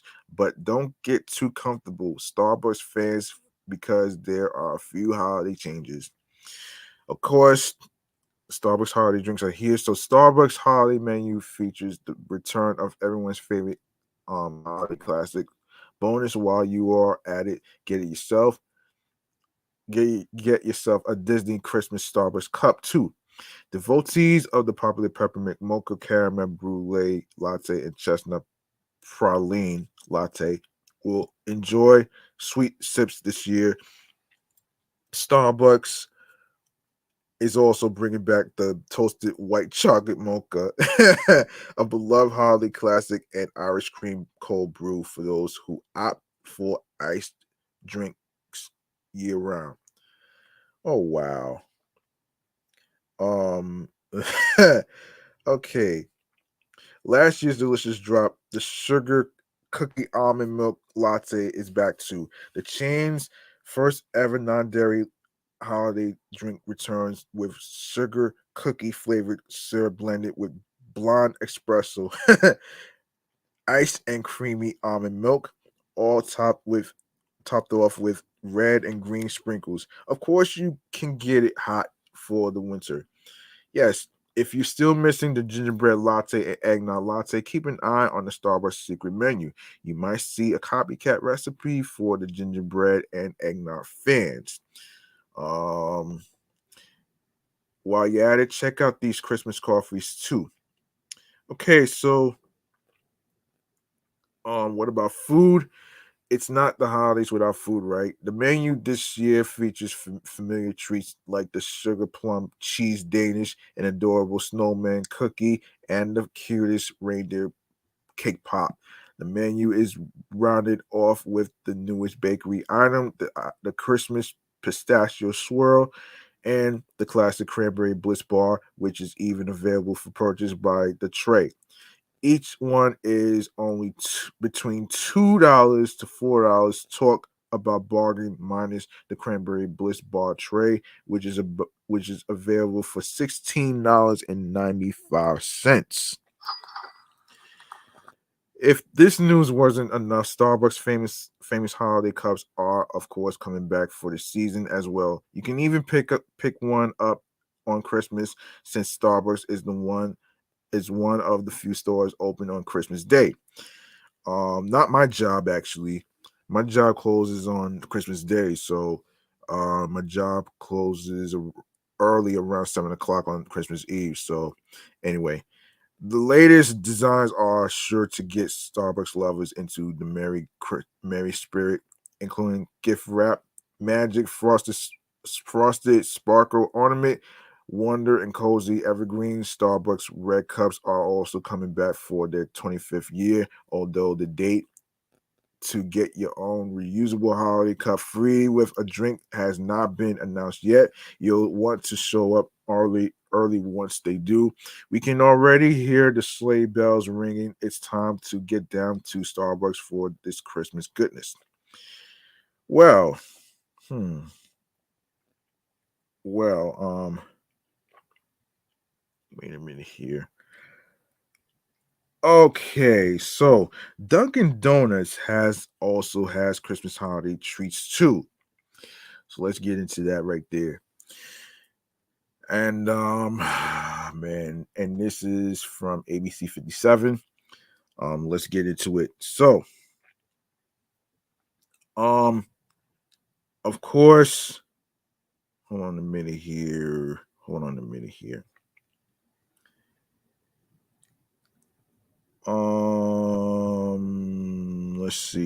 Let's see. So Halloween has passed and the holiday season is now underway at Dunkin'. The company announced new holiday drinks and treats on Wednesday.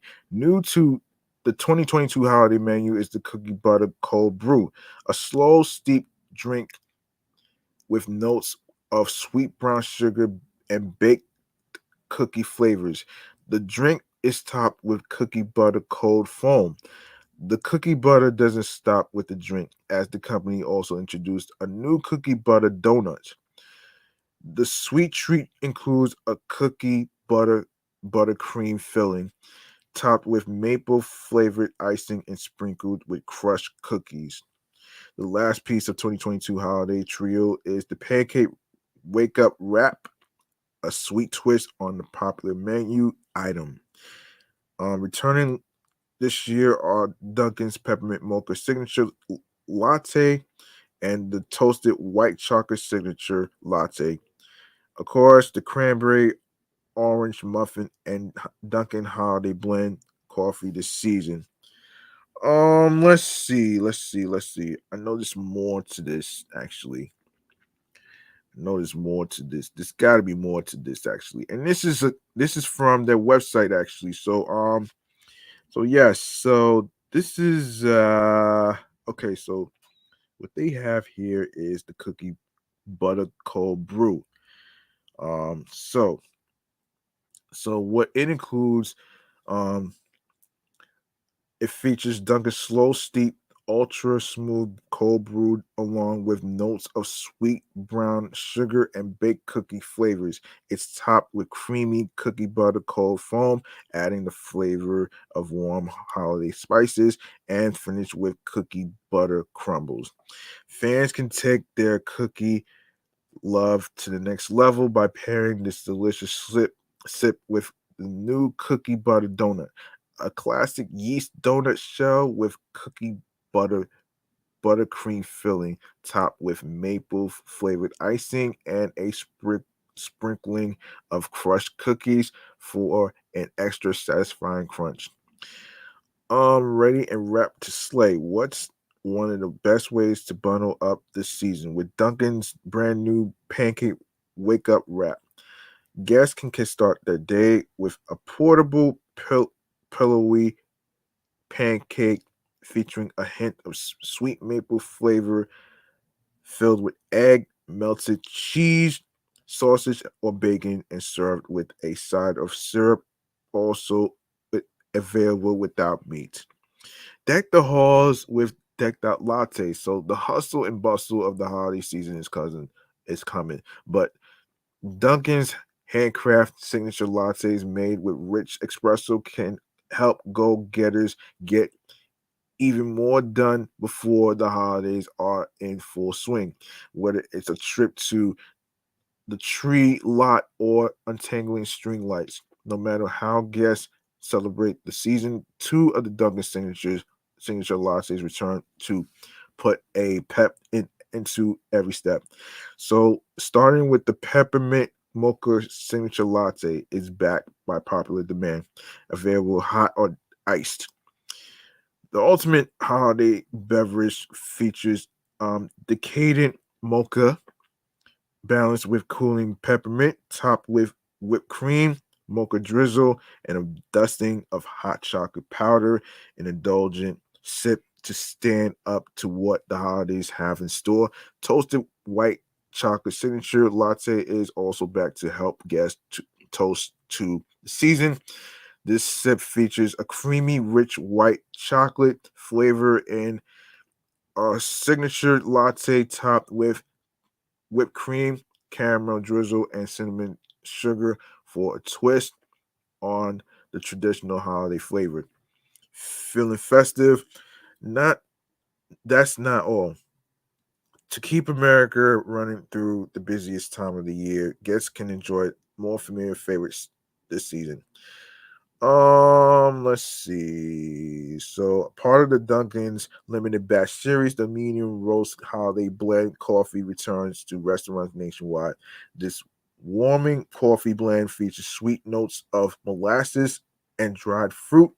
And for the first time, guests can purchase a package of ground coffee to brew a cozy cup at home.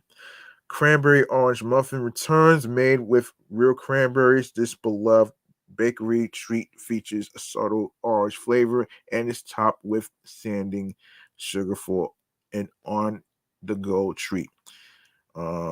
Okay, let's see. We created our newest lineup with the holiday go getters in mind, those that go the extra mile to make the holiday season bright for everyone else, said Jill McVicar Nelson, Chief Marketing Officer at Dunkin'.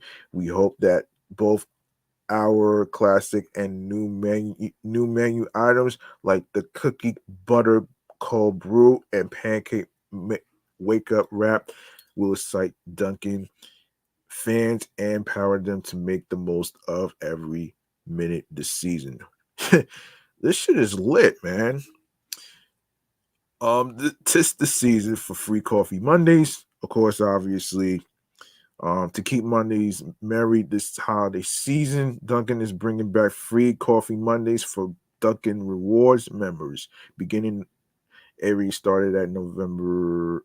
It started already, actually. So I'm not even gonna really. And this is like a recap. It started November 7th. Members will get a free medium hot or iced coffee with any purchase on Mondays through November 28th, which already happened already. Guests can start the week off right with um original blend, Dunkin' Midnight Holiday Blend, or decaf. Plus, through November 29th, Dunkin' Rewards members have even more ways to fuel their holiday hustle with a collection of can't miss offers. And it included one free wake up wrap with the purchase of any full price medium or a larger beverage, one free bakery item with the purchase of any full price medium or larger beverage. Wow. Hmm. Okay. Yeah, I'm not even gonna really go through okay, so um one free one free wake up wrap with the purchase of any full price medium or larger beverage. One free bakery item with the purchase of any full price medium or larger beverage. One order of free hash browns with the purchase of any classic breakfast sandwich. One $1 any size hot coffee. $2 any size iced coffee. Ah man. So wow. So sprinkle cheer with hold on a minute. Sprinkle cheer with the Dunkin' Joy and Childhood Foundation to further brighten the season. The Dunkin' Joy and Childhood Foundation is helping to sprinkle cheer this month and bring joy to the kids battling hunger or illness. Of course, guests can donate $1 participating Dunkin' restaurants nationwide to support this important cause. Of course, you can read more about the foundation at Joy and Childhood Foundation.org. Yeah, this is pretty dope though, man. This is very, very, very dope though. Um and more Christmas stuff, man. and more Christmas stuff. Let me see what else we have to talk about. Let me see. Yeah, we got some places to go. We gotta get to, and of course some snacks. Yes, snacks. 20 best Christmas snacks. Okay, now we're talking. Now we're talking. Now we're talking. All right, so it's almost time of the year for all things eggnog, peppermint sugar cookie, and hot cocoa. From M&Ms to cookies, we rounded up the best Christmas snacks to buy and share. So starting with number one, Tootsie Roll Snowballs.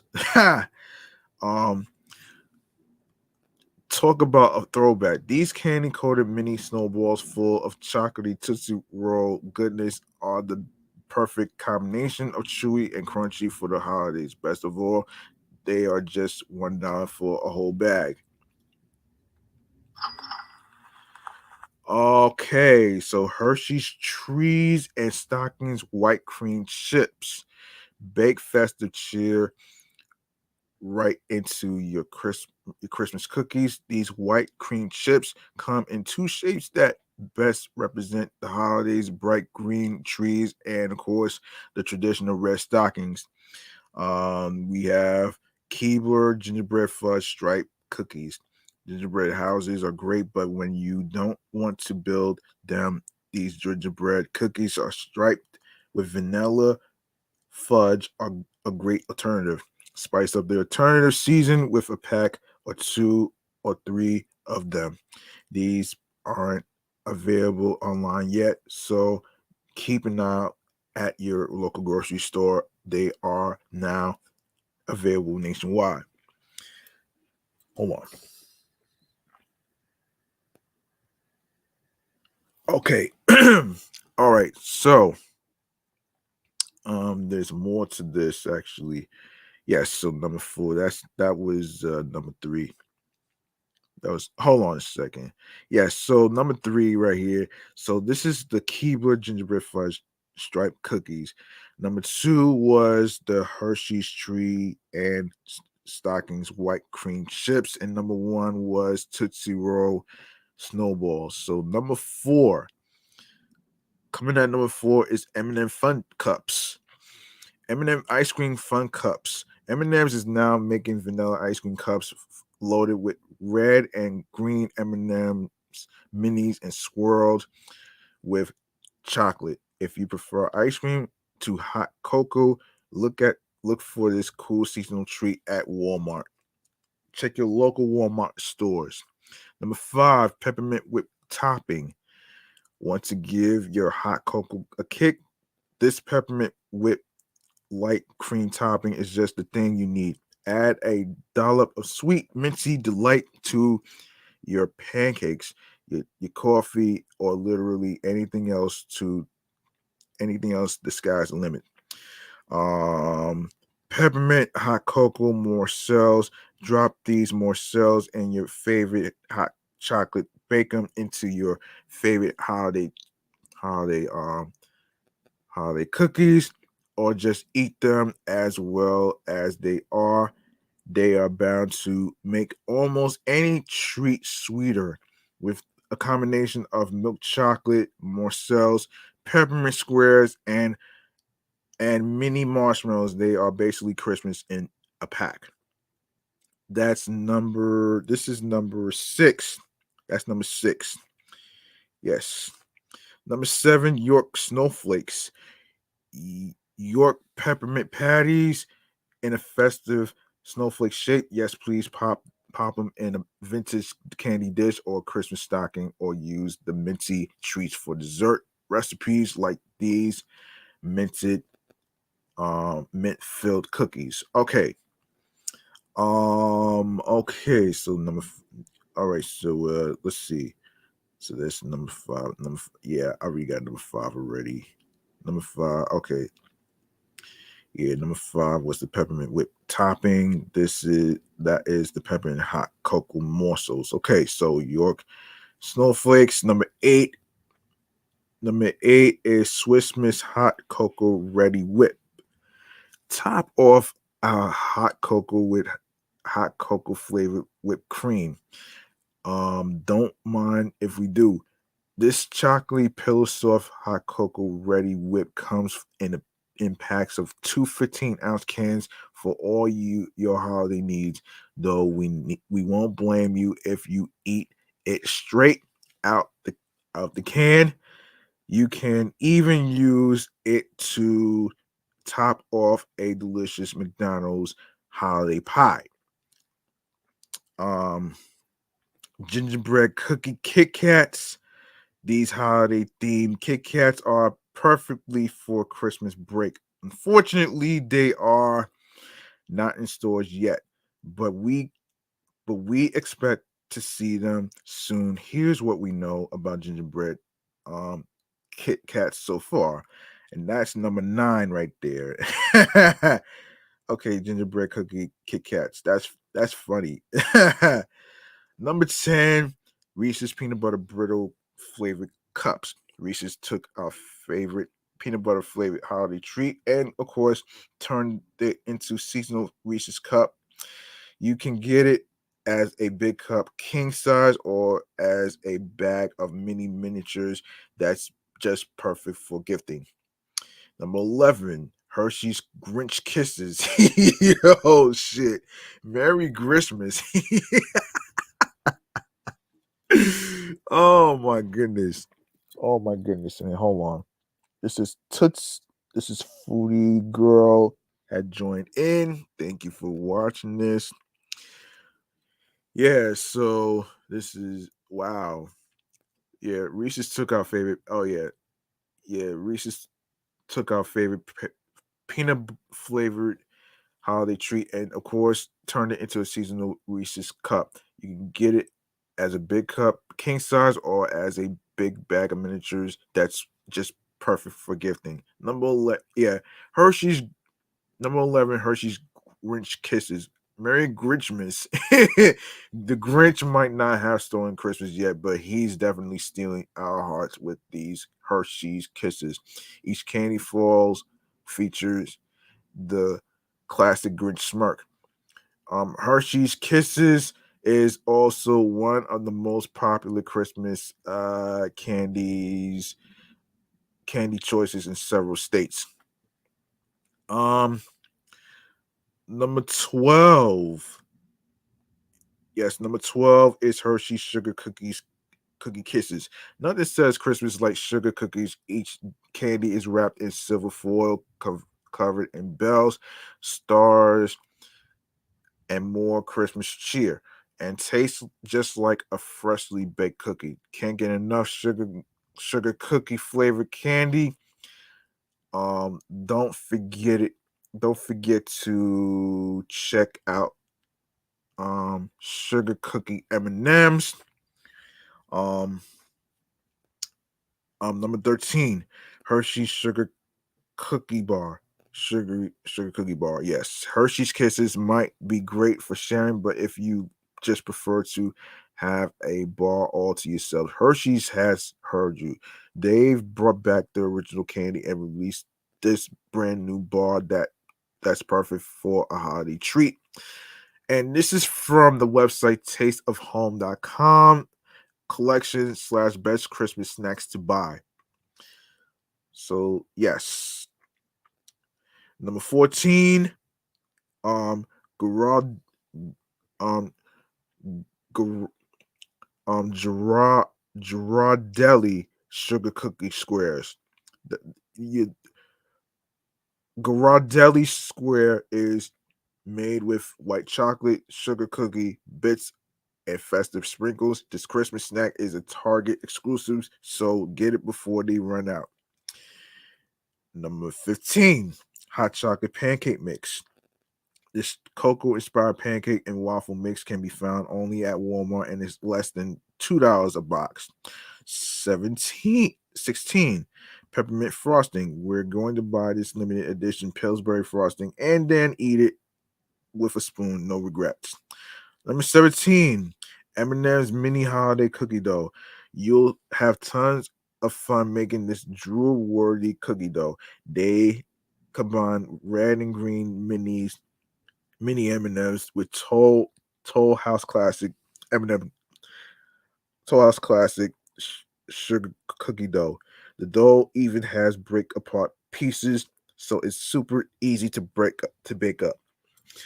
Um, Pillsbury elf cookies.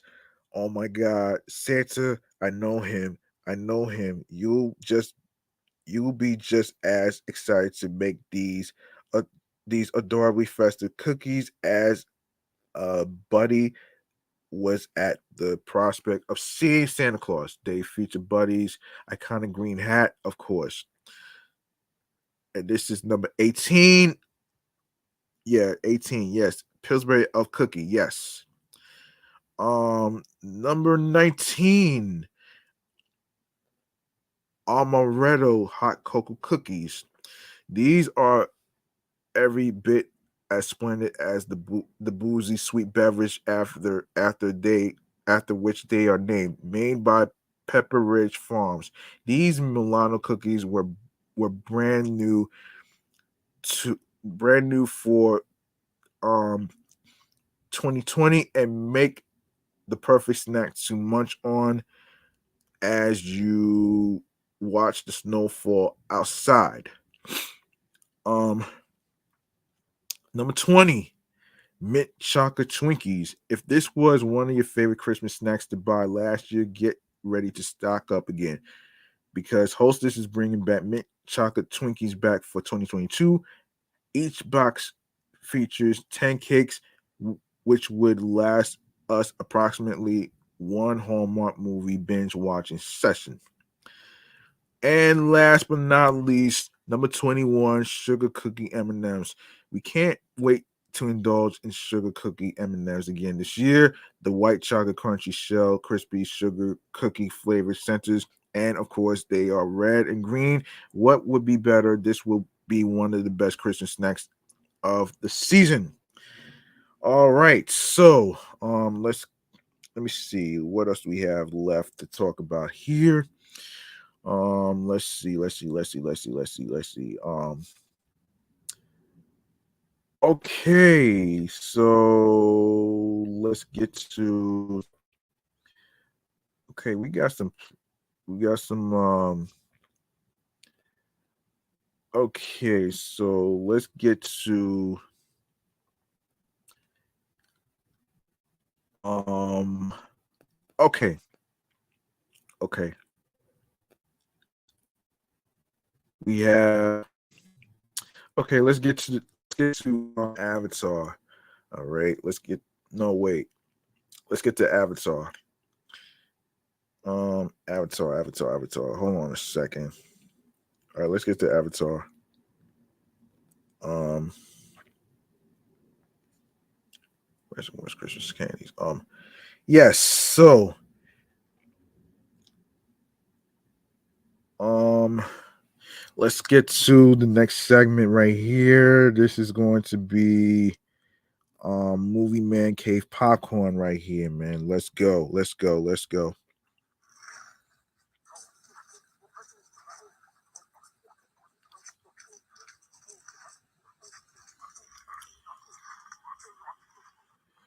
All right, this is according to Deadline right here. So, of course, obviously, Avatar came out this recently. So, this is according to Deadline.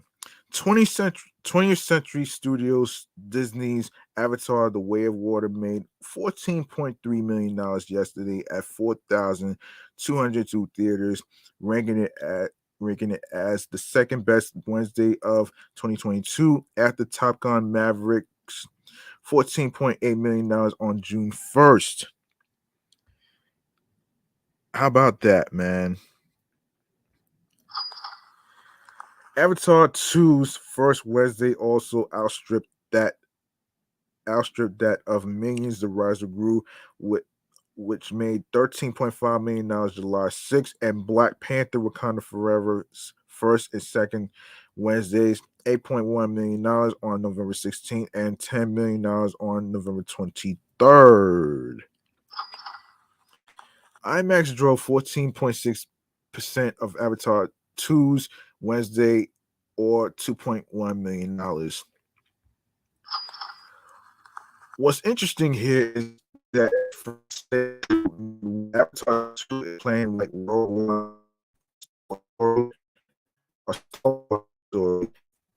Yesterday was not far from Lucasfilm prequel. $4.6 million Wednesday, December 2016.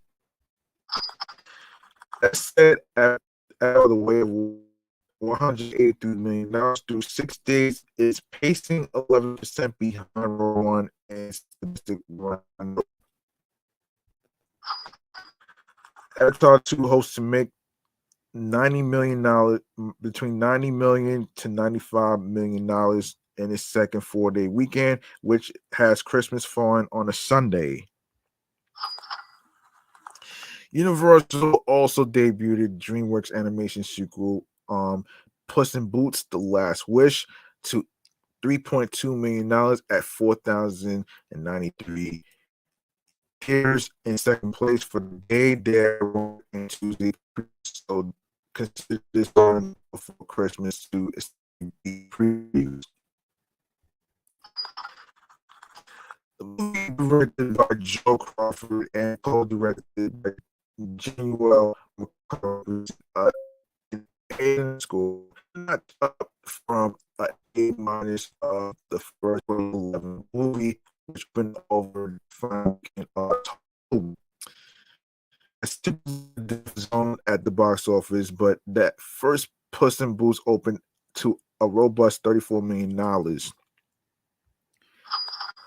While Puss in Boots 2 is under the first pre-Christmas Wednesday opening of Sing 2, which did $8.1 million before a 5-day total of 39.6 in December 2021. Realize we're still in a corridor where audiences moviegoing is being sidelined by holiday activities.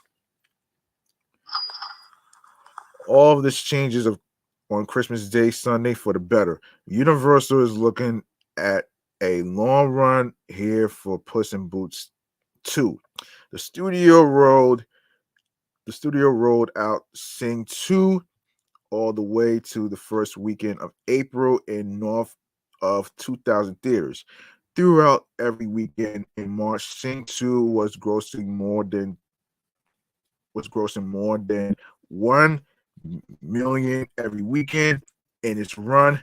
Impressive final domestic was $162.8 million. Third place on Wednesday belonged to Black Panther: Wakanda Forever with $902,000 for a running of total $421.7 million, 3,200 theaters in the midst of its week 6. Fourth was Universal's Violent Night at 3,528 theaters with an estimated 839K and a running total in the middle of week 3 of $37.6 million. Fifth saw A24's wide expansion of the whale from 6 to 3. The movie, which is rebooted and has Molly added as an all-season best actor runner. 2005 for a run of 13 days, $1.2 million. Rated R movie Babylon starts previously and hopefully all 3 days off 60% Rotten Tomatoes reviews. They also trust Black labels. Whitney Houston, somebody the same as the song, which begins previews at 2 p.m. They on 12 million what is created the move on Rotten Tomatoes. There you go. Rotten Tomatoes right there. Also, You check out.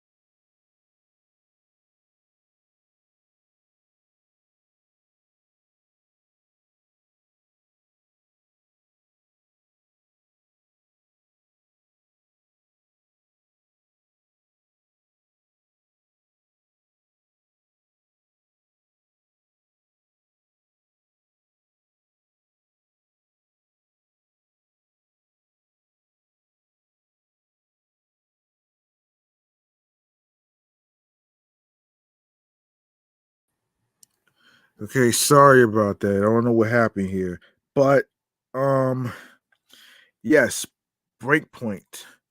All right, so a Netflix docu-series about professional tennis called Breakpoint. Think of it as that sports answer to the popular Formula One Drive to Survive. Will debut on January 13th, 3 days before the start of 2023 Grand Slam season at the Australian Open. Netflix revealed the title and launch date on Wednesday when it also released a 30-second teaser. The first 5 episodes focusing on Melbourne Park, Indian Wells, Madrid, and Roland Garros will be available next month. The season's other 5 installments, which look at Wimbledon, Eastbourne, Queens Club, the U.S. Open, WTA Finals, and ATF Finals, arrive in June. Hold on.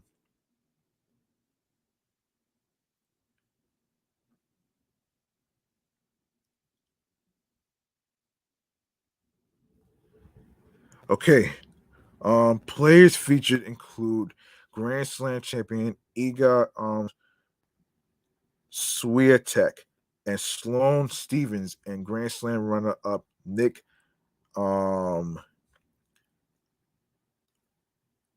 Nick Kyrgios, Casper Rudd, Stefanos Sippies. Hold on a second. Sippas, um Matteo Berretti, and Ange Jabeur.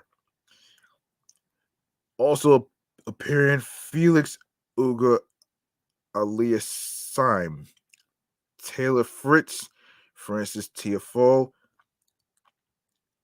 Agila Tom, no, AJ Lot. Let me just not butcher the last name. Let me not do that. Forgive me. It's a little hard to pronounce people's last names, so let me just keep going. Paula Badosa, um, Tanasi Kakanakis, Arena Sabalenka, and Maria Sakari. Okay, so all right, I don't know what the hell is this. Anyway, what the hell is this though? Anyway, all right, so not at the center of streaming series, Serena Williams and Roger Federer, both 41, and done with their playing days, and Rafael Nadal and Novak um, Djokovic, both in their mid 30s and winners of major titles this year. It's hard to imagine another sport which has been so dominated by a handful of individuals for so long, but they are at the end of the cycle, barring obviously Novak and Rafa to some extent. The changing of the guard is happening. Executive producer James Gay Reeves. James Gay Reeves said in a in an interview with the Associated Press. Oh man. And therefore the timing was really good too, because I love tennis, but I'm like, who is Sitsipas? Do you know what I mean? In all honesty, he said, but actually, you realize, my God, he's number 5 in the world. He's a really seriously good tennis player, and he's really an interesting guy. And I like to know more about him because all I heard for the last 15 to 20 years is Roger, Roger, Roger, Serena, Serena, Serena. For a reason, right? Obviously, we're not disputing that because they are legends and icons, but I think it was really exciting shining a light on a new generation. Gay Reeves and the fellow executive producer Paul Martin of Box to Box Films also made Drive to Survive, among other projects, and are working on other series about the worlds of golf and surfing. Oh boy. Yeah, yeah. So they got Drive to Survive, obviously. Um, and also the Formula One racing and all the other stuff. Let me just all right. Okay, so all right, we're going to go to all right, so okay, we got places to do in for the weekend, but let's get into some stuff actually. So let's get into wait a minute here. We got that covered. Let's see. Okay, Chipotle. Okay, wait. What was the other thing? Um, hang on a second. Hold on a second, though. We have what do we have? What do we have? We have we have okay, so let's get into the next segment right here is munchies and drinks. Let's go.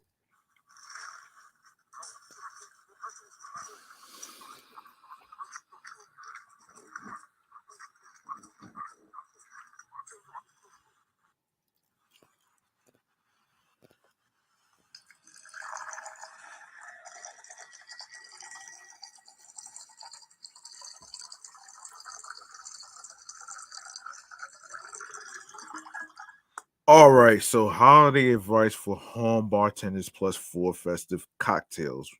Okay, so looking to create a bit of winter luxury when trending bar at home this holiday season, London's top cocktail makers have some tips. Christmas is a special time when you want to join with friends and family, and sometimes the centerpiece of any happiness is to have a good drink, says Salvatore Calabresi, an Italian born drinks expert and author who has been making cocktails at top hotels, bars, and private clubs for over 40 years.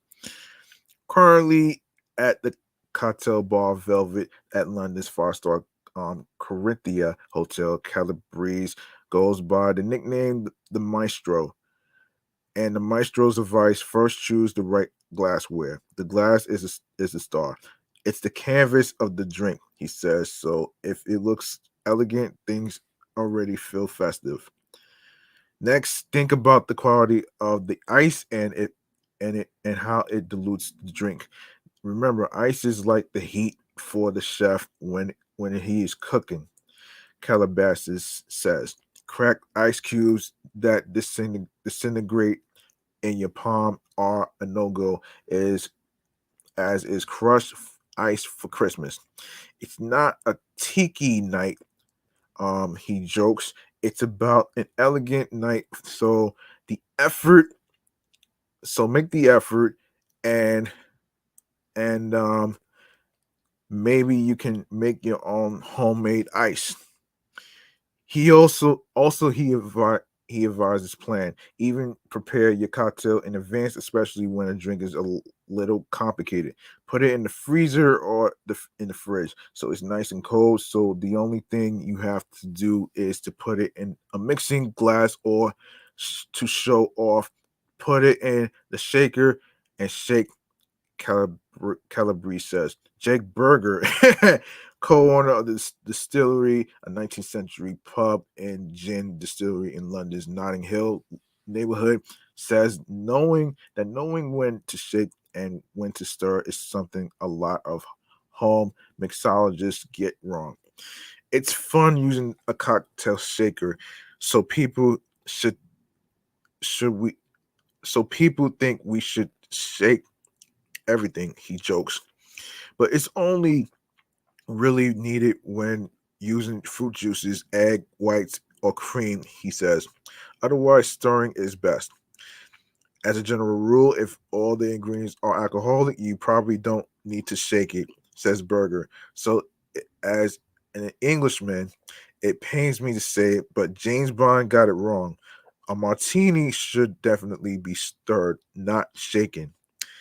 Leanna Ulster, bar director of the Nomad Hotel London, suggests adding some seasonal luxury by decorating your glasses. She creates a peppermint bark paint by melting equal parts um cacao, butter, and white chocolate with a few drops of peppermint essence added in. She then paints a swirl on one side of a cold glass, sprinkles some crushed up candy cane on it, and then places it in the fridge until needed. This works particularly well with a heavier cocktail with a lot of body, as at will mellow it out on the palate. Oysters says Alex Gervin, brand ambassador for Manson of Yorkshire, has more ideas of garnishes for his chocolate orange martini. Garvin explains how he creates simple yet delicious dip chocolate candy fruits. First, dehydrate orange slices by placing them on a baking sheet, sprinkling them with a bit of brown or fine granulated sugar, and then putting them in the oven on a low heat for about an hour until dried out. Then melt some dark chocolate and dip the slices. Place them in the fridge until hard.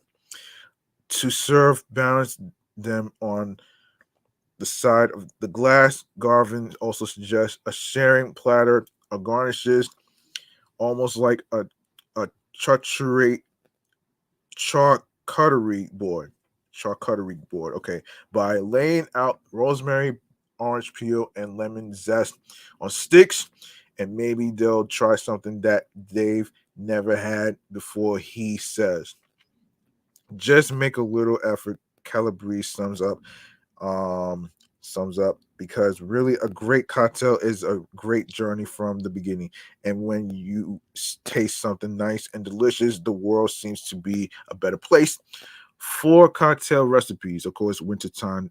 Negroni from the distillery, 1 ounce of London dry gin, 1 ounce of Campari, one 0.5 ounces sweet vermouth, zero point ounces slow gin. Mix ingredients together over ice and stir. Serve over fresh ice and garnish with an orange wedge studded with cloves. And of course, Scrooge sour. Oh man, Scrooge sour.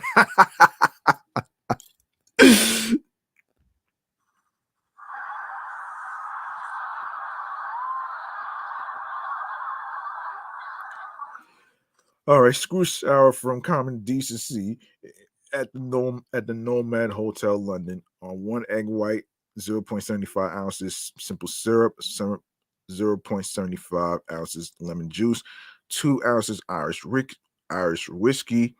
Pour the egg white into the larger tin of your shaker, and the simple syrup and lemon juice into the smaller tin. Dry shake together in the shaker to emulsify the egg and the alcohol. Then hard shake with ice and pour a strainer into your glass. Add 0.75 ounces mulled wine slowly into the corner of the glass, and then sprinkle edible gold dust over the half of the surface to cover and garnish. Truffle Sazerac from Velvet at Cor- Corinthina, Corinth- Corinthia, London. 0.8 ounces bourbon, 1 ounce cognac, homemade truffle syrup, um, and a few drops of orange bitters. Mix ingredients together over ice and stir. Serve over fresh and garnish with a slice of fresh truffle. Mason's chocolate orange martini. 2 ounces chocolate vodka. chocolate vodka. Chocolate vodka.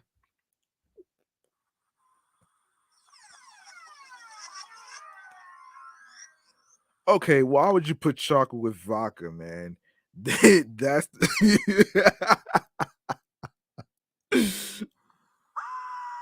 Oh man, 1 ounce triple sec. Mix ingredients together over ice and stir. Serve in a martini glass and garnish with a chocolate dipped candied orange segment. Okay, hold on.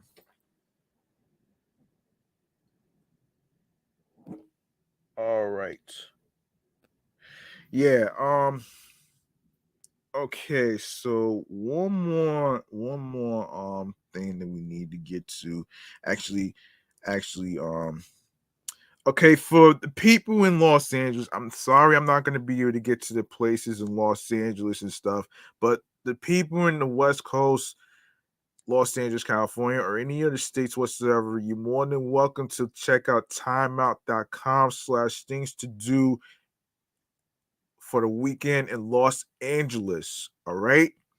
So I'm not going to have time to get to California today, but um, I do have time to actually get to maybe maybe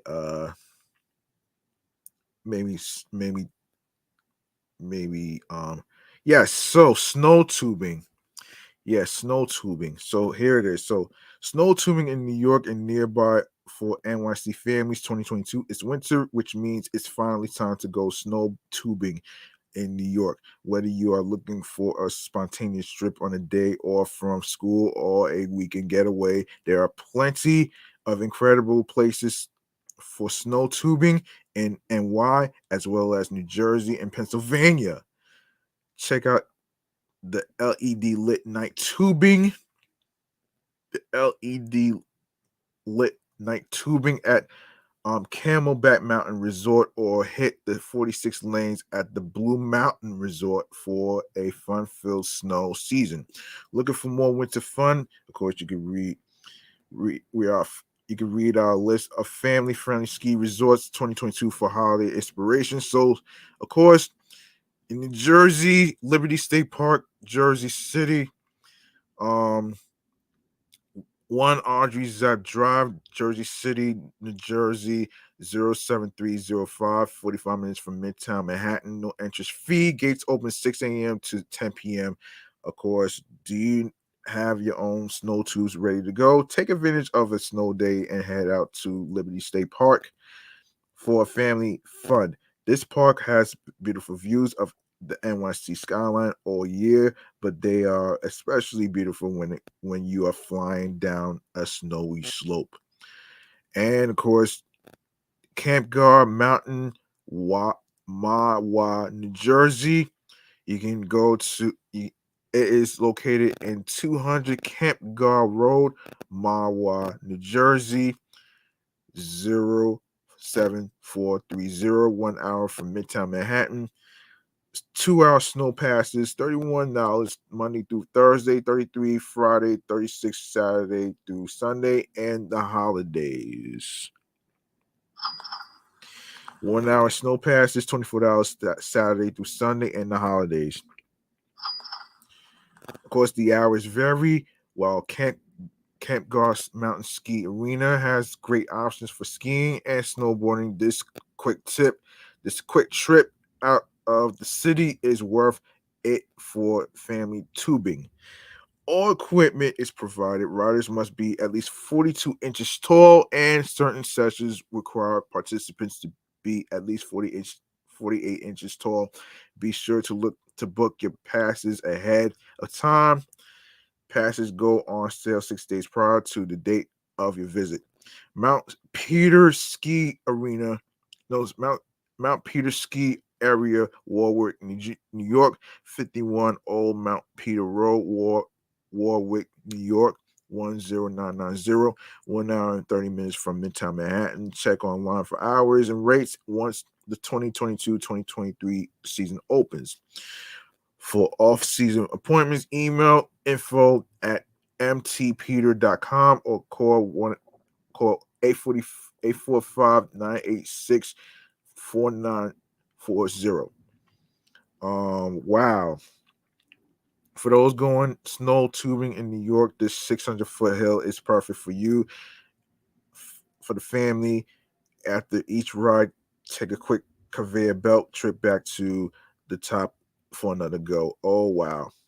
So this is 40. So all riders on the big hill must be 42 inches tall, but riders between 36 and 42 tall can be accompanied by adults in tandem tubes.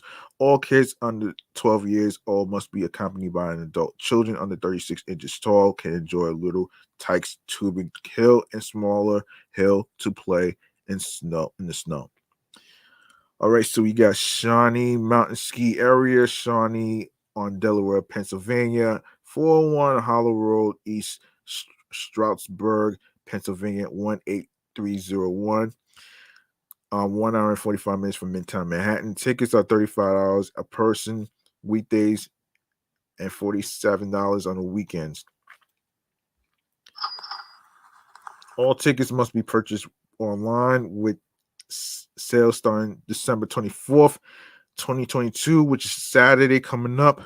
Sessions are booked every 1.5 hours, 11 a.m. to 3:30 p.m. Monday through Wednesday, 11 a.m. to 7 p.m. Thursday and Friday, 9:30 to 7 p.m. Saturday and Sunday.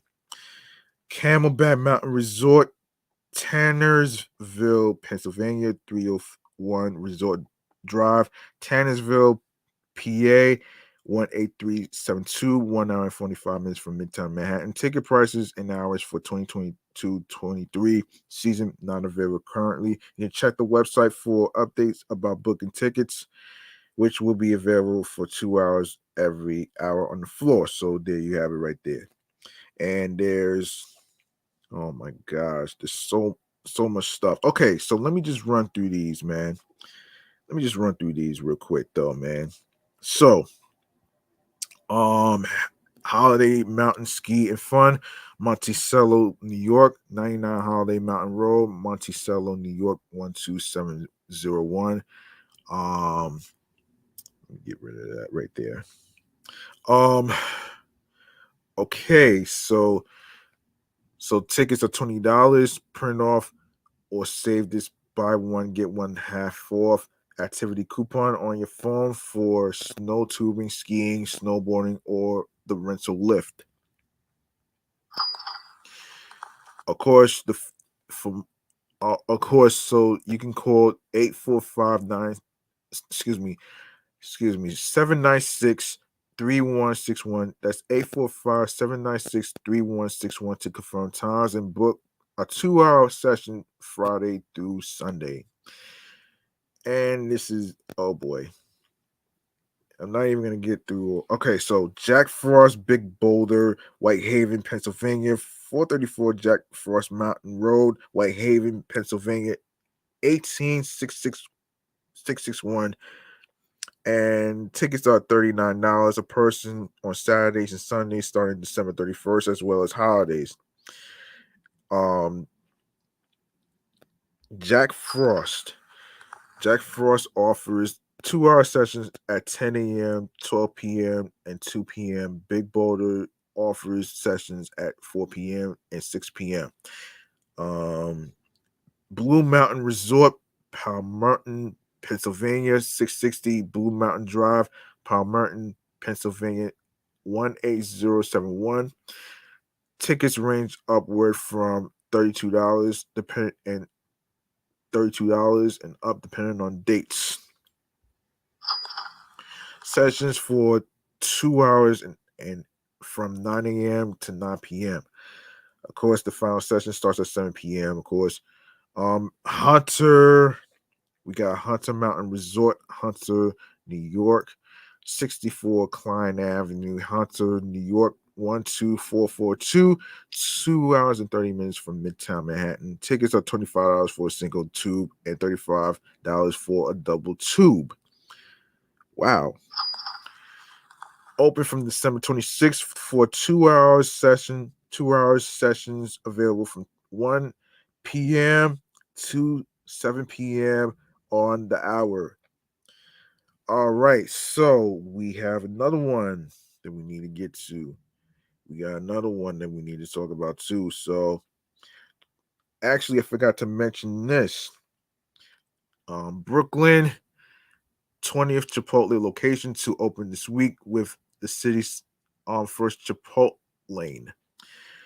Guac and chips are back once more as Chipotle Mexican Group opens its Brooklyn its 20th Brooklyn location this Friday, December 23rd, which is tomorrow. Located at 940 Linden Boulevard, the restaurant that will be open every day from 10:45 a.m. to 10 p.m. will include a Chipotle lane, a drive-through pickup lane that enables customers to pick up digital orders without getting out of their cars.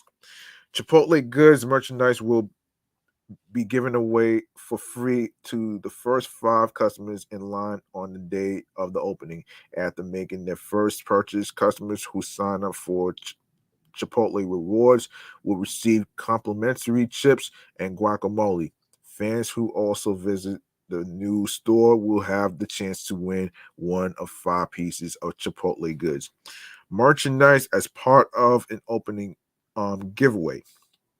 Chipotle recently revealed that it will collaborate with the Farm Link project to give food banks uh, access to more than 10 million pounds of produce this winter. The famous Chipotle honey vina uh, vinaigrette recipe will be made public by TikTok chef Nick Giovanni. If the two accomplish their ultimate objective by giving 20 million pounds of vegetables, fans may assist in achieving this goal by rounding up on the Chipotle app and website, as well as by donating Chipotle awards points to support the Farm Link project. All right, hold on a second. Hold on a minute here. Hold on a minute. Let me do this.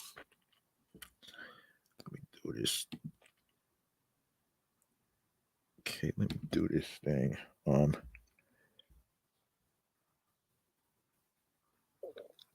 Okay, let me do this. All right, hold on. Let me at least.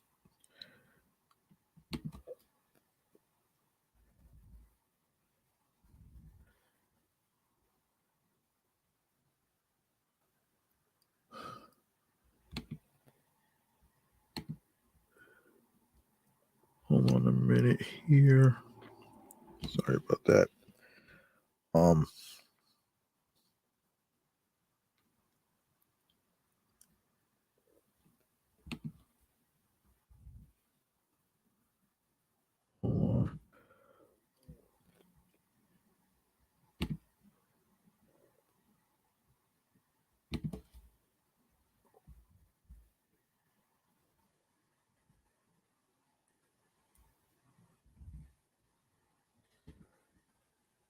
All right, sorry about that. Let me just get to. All right. Okay. So yes. So Chipotle. Let me just get to where. All right. So let me see. Yes. So Chipotle recently revealed that it will collaborate with the FarmLink project to give food banks access to more than 10 million pounds of produce this winter. The famous Chipotle honey vinaigrette, vinaigrette recipe will be made public by TikTok chef D. Giovanni. If the two accomplish their ultimate objective of giving 20 million pounds of vegetables, fans may assist in achieving this goal by rounding up on the Chipotle app and website, as well as donating by donating Chipotle rewards points to support the Farm Link project.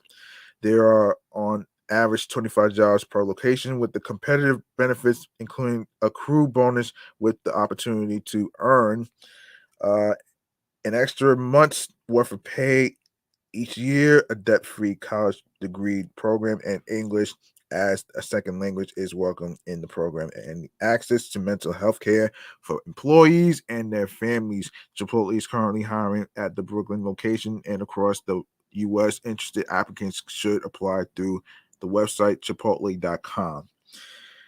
Yeah, that's too far for me, man. That's too far for me, and I'm not gonna be able to do that right there, man. Um, I'm not gonna be able to do that shit anyway. Um, so yes, let me let me see. Oh, wait. So Studio Skate.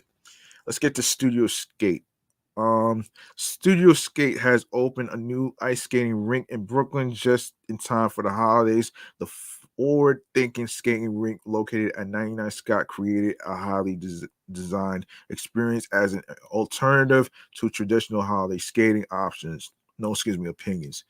The new 2,500 square foot ice skating rink will feature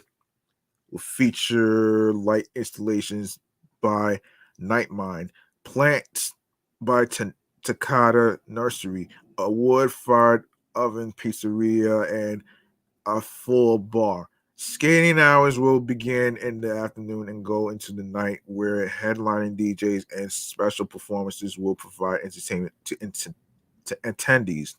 Skaters will enter the rink through a light tunnel designed by Michael Potvin of Nightmind.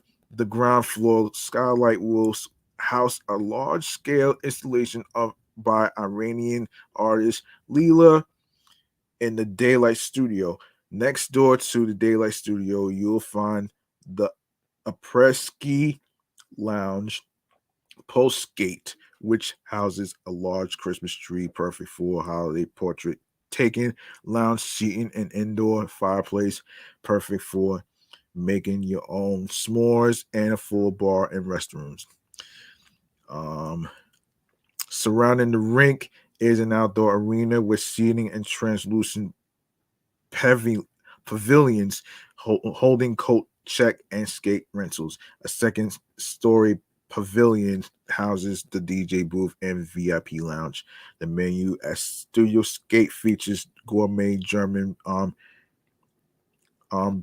beer garten specialties such as sausages, pretzels, and waffles, and the full bar will offer craft cocktails as well as artisanal hot chocolate. Throughout the holiday season, Studio Skate will feature a lineup of special events, including drag on ice, a Monte at Studio Skate, and several other theme like no, excuse me, theme night led by special guests and DJs. Regular programming will feature friends and family on Tuesday. Theme light, no theme nights on Wednesday. Performance art and guest DJs on Thursday. Club DJ nights on Friday and Saturday. Drag brunch on Sunday. Plus Santa on Saturday afternoons for all ages.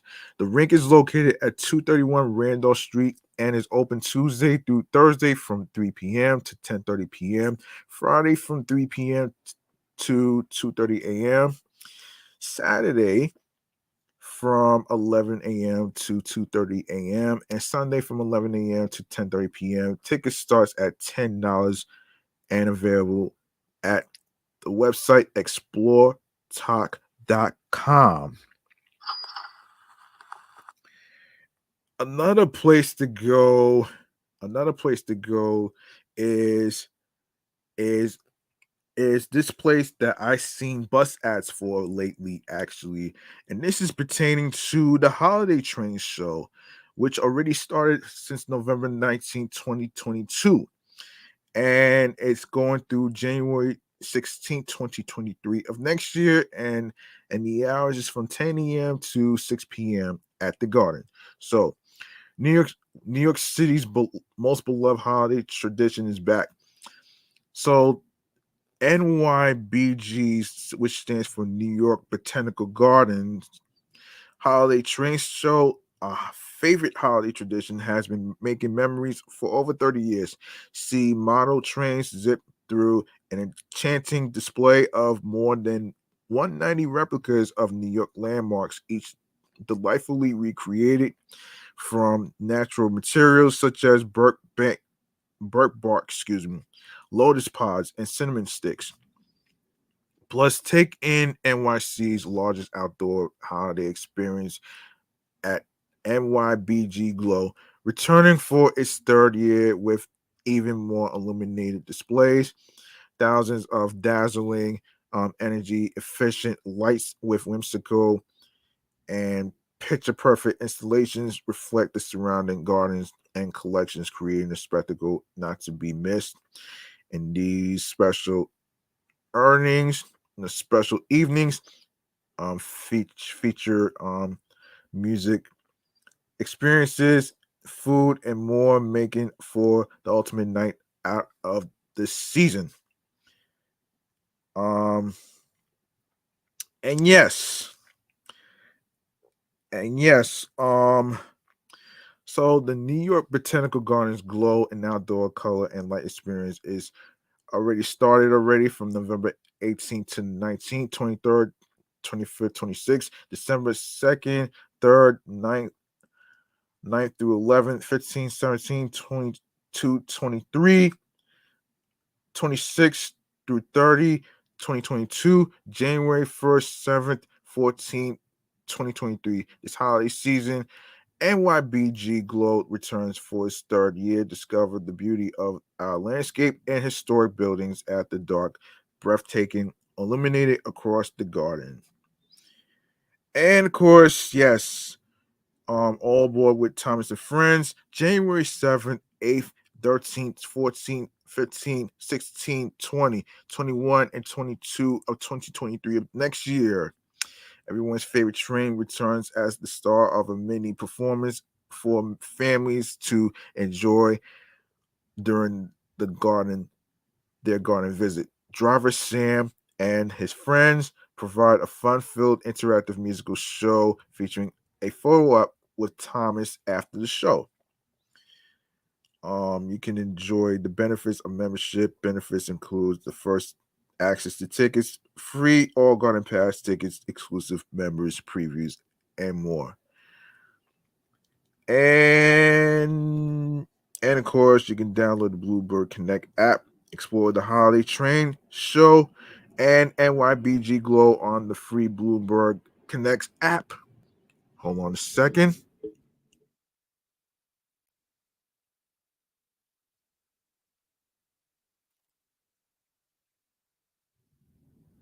Download now and engage with exclusive content, audio tours, plant images, and more.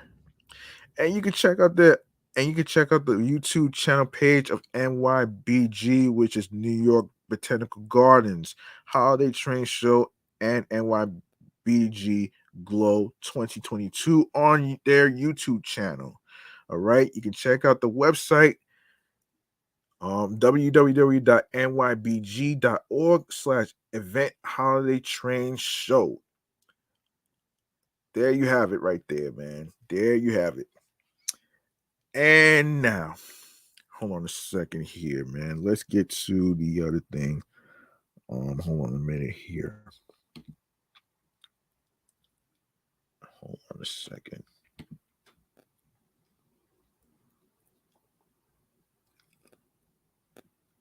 Hold on a minute here.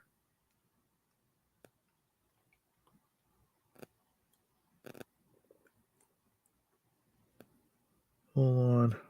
on. I forgot about this. Anyway, yeah, we're gonna save this shit. Anyway.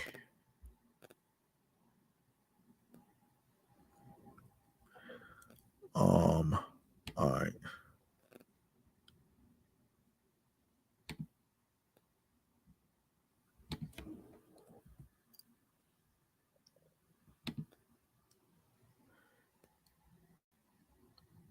All right. Let me get back to this though. Sorry about that. Okay. Let me get back to it. I'm sorry. All right. Okay. So we have some other places that we need to explore. So where is okay, so we have of course we got some 9 things to do. So wait, let me see. Okay. Let me not forget. Yeah, we got snow tubing already. We did that already. Okay, things to do. All right, so here it is. 9 things to do for the weekend. All right, so here we go. Here we go. Here we go. Here we go. Hold on. Yeah, I know. I know. All right, so Friday tomorrow, December 23rd, Best I Get Gateway Bid Winter Wonderland caroling in the plaza. Get into the holiday spirit with Best I Gateway Bid presented by Wells Fargo. New Yorkers can join in on caroling with local houses of worship and in an effort to spread some Christmas cheer. Meet at Marcy Plaza in Brooklyn from 4 to 8 p.m. Free. Winter party and craft time, ready to get crafty. Kick off the holiday weekend with a party that is fun for all ages. Those who swing by will enjoy tons of crafts, enjoy music, holiday treats, and so much more. Hamilton Grange Library is located at 503 West 145th Street, Hamilton Heights. Starts at 2 p.m. free. Elf movie party at the Alamo Draft House Cinema. The best way to um spread Christmas cheer is singing loud for all to hear. If Elf is your go-to Christmas movie, head over to Alamo Draft House Cinemas Lower Manhattan location for an unforgettable Elf party. Enjoy a screening of Elf plus several other special surprises. 28 Liberty Street, Suite SC301, and the time starts at 5:30 p.m. The ticket starts at $22.36. Saturday, December 24th, Christmas Eve, NYRR Open Run Astoria Park. Nothing beats the stress of the holidays like a good run. The New York Road Runners are hosting an open run at Astoria Park to help kickstart the holiday weekend. Runners and walkers of all ages and abilities are welcome. Meet at Astoria Park, 19th Street, Astoria, 9 a.m. It's free, but register on the website nyrr.org/open run. Frosty's New York Pop-Up Bar. The ultimate Christmas experience is right here in Times Square. Blue Midtown is hosting Frosty's New York Pop-Up Bar, which is decked out in decorations, holiday jams, and specialty cocktails and more. Located at 220 West 44th Street, noon through 4 a.m. Tickets start at $25. E-Bars Christmas Eve Ugly Sweater Contest. Is that even still a thing? Is that still a thing?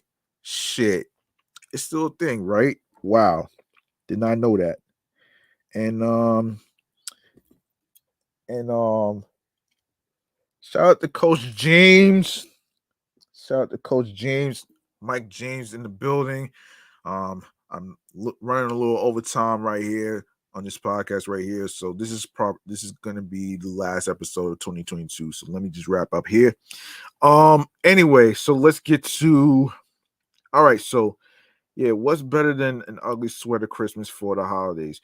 Eve's Bar is hosting the ultimate ugly sweater Christmas contest on Christmas Eve. Guests can come by and enjoy holiday music and cocktails, and there will be prizes for the ugliest sweater. Located at 511 Amsterdam Avenue, Upper West Side, 7 to 10 p.m. Yes. Um. Yes, I'm not sure. I'm not sure if this is like a. Let me check to see if this is a free event, though. Let me check. Let me check something. Let me check something here. Let me check here. So this might be. Hold on a second. Let me check something. Hold on a minute here. Hold on. Hold on. So let me see. Let me see. Let me see. E-bars. Okay. So yeah, so for more information, you might want to check out this link that says e-barnyc.com for more information to see if this is probably going to be free or not. I don't want to mislead anybody, so you might want to check out the website yourself, which is e-barnyc.com for more information. All right, so that's just gonna do it. So last but not least, Sunday, December 25th, a Charlotte Carol. There's a Christmas Carol, and then there's a Charlotte Carol. This holiday production by Mark Shanahan is back for a limited run this holiday season. Come and see what happens when a grown-up Tiny Tim asks Sherlock Holmes to investigate the death of Ebenezer Scrooge. New World stages, and it's located at 340 West 50th Street, Hudson Yards. And it's 2 p.m. It starts 2 p.m. and 8 p.m. Tickets start at $49. The New York Winter Lantern Festival. The New York Winter Lantern Festival. Illuminate the farm. Queens County Farm Museum is lining up the night sky with huge display of handmade lights and illuminated Chinese lanterns. Guests can enjoy lighted tunnels, theme parks, and Chinese myths and legends, and so much more. And it's located at 75-50 Little Neck Parkway from 5 p.m. to 9 p.m. Ticket starts at $26.99 for adults and $17.99 for kids. Bank of America Winter Village at Bryant Park. Looking for a Christmas Day outing? The Bank of America Winter Village at Bryant Park is still open with ice skating and shops to browse through. Come by and enjoy some extra holiday cheer, which is located at 6th Avenue between 40th and 42nd Street all day. There you have it, man. There you have it, man. Some fun activities for you to do for the weekend to take your minds off of stressful things like work and family drama and all that other stuff, man. So that's pretty much all. That's pretty much it for this episode right here, man. So I didn't mean to do a little overtime, but I wanted to make sure I get to the places to do in New York. Like I said, I couldn't get to the people in California and Los Angeles. Like I said, you can, for the people in Los Angeles, you can look up the website I told you, which is www.timeout.com/ things to do in Los Angeles for the 3-day weekend. You can check out the places for yourself, and I will be able to you know, and I'll be able to basically just let you know and fill you in. So, okay, so we're going to go to our last segment of the night, which is stream choices on the go, man. Let's do this. Let's go. Let's go. Let's go. Of course, man. First and foremost, actually, this is the last episode of 2022. As you can see, we're going to be taking off for the Christmas and New Year's break. So please feel free to show some love by following Off the Meat Rack Chainz New York podcast at on Facebook and Instagram, alongside with the other two shows that I do, which is Excellent Fun Vibrant Talks podcast, is what TLKS stands for, which is the sports page on Instagram, and my review show, Meticulous Vibe Juice podcast, as well. And you can also follow your homie right here, G Money Stacks, aka the Gregonator, on the gram as well. On my primary handle, G Money Stacks 555 in Queens, New York. And you can turn on your notifications for details on when each episode is going to be dropping and all that other stuff. And of course, when I'm going to be on Instagram Live for each episode recording and all that great stuff right there. And you can go to the link in bar where it says Linktree/G Money Stacks 555, and you're going to see a whole list of audio streaming platforms, including the ones to watch visually. So you can also leave a voice message on anchor.fm/G Money Stacks/message. And of course, speaking of Anchor, this is what we're going to start with. This is Anchor, Audacity, Audible, Audio Burst, Amazon Music, Breaker, Castbox FM, Deezer, Listen Notes, Moon FM, Podcast Player FM, Pocket Cast, Podbay, Podfriend, Podopolo, Podorama, Podcast Index, Podcast Addict, Podchaser, Podverse, Reason FM, Spotify, Stitcher, TuneIn Radio, Google Podcasts, and you can also listen to Off the Meat Rat Chainz New York podcast episodes on Radio Public and iHeartRadio, the number one app for music, radio, and podcasts. And you don't need a credit card to actually download iHeartRadio and all the other apps that I just mentioned. You don't need a debit card or credit card. So you can also make sure you follow my other two shows that's also on iHeartRadio as well, which is Excellent Fun Vibrant Talks podcast, the Sports Edition show, and Meticulous Vibe Juice podcast review show. That's also on there as well. And lastly, but not least, make sure you grab that subscribe button on the YouTube channel page of G Money Stacks 555 with all the New York podcast episodes on there. Click on the noni bell so you can be reminded on when the show is going to be on the air. Check your reminders and notifications of when the live stream is going to start. Leave a like and a comment along with the episodes, and of course, be sure to, along with the topics, be sure to stay tuned for more video content, upcoming episodes, previous episodes in case you miss any of them. Feel free to catch up on the new and previous episodes already uploaded to the YouTube channel page. And of course, be sure to listen, stream, watch these episodes, share the episodes, share the videos, download these episodes, and make sure you tell a friend to another friend. Spread the word. Word of mouth is important.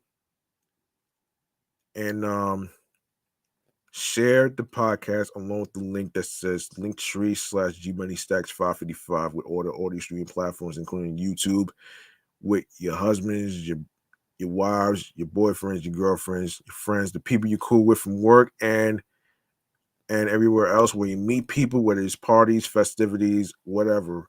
So yeah, that's gonna do it for me. I'm G Money Stacks. I'm your man G Money Stacks, aka the Gregonator. And thank you to every single person who's been listening in the international, outside the states, USA, Canada, Long Island, aka Strong Island, plus the 5 boroughs of Brooklyn, Bronx, Manhattan, Staten Island, and Queens. I really appreciate you guys. You guys could have listened to any other podcast whatsoever, but you chose to listen to this this New York podcast platform right here. And yes, I do like to thank the people from Spotify who made the presentation for my podcast to be featured, and all the results that we put into the content creations and everything else. I really appreciate it. This is from Spotify Rap, hashtag Spotify Rap. I already made the postage already for each 3 podcast shows already that's been featured on the Spotify Rap 2022. Y'all can take a look at it and all the other great stuff right there. And this has been a 2-year anniversary of this New York podcast, and this has been a great 2022. And for the most part, this has been great. Let's see if we can make more of these content episodes and stuff like that. I'm not giving up. You guys were there for me from my ups and downs, especially with the whole cyberbullying shit and all the other stuff. And I really appreciate your energy and everything else that you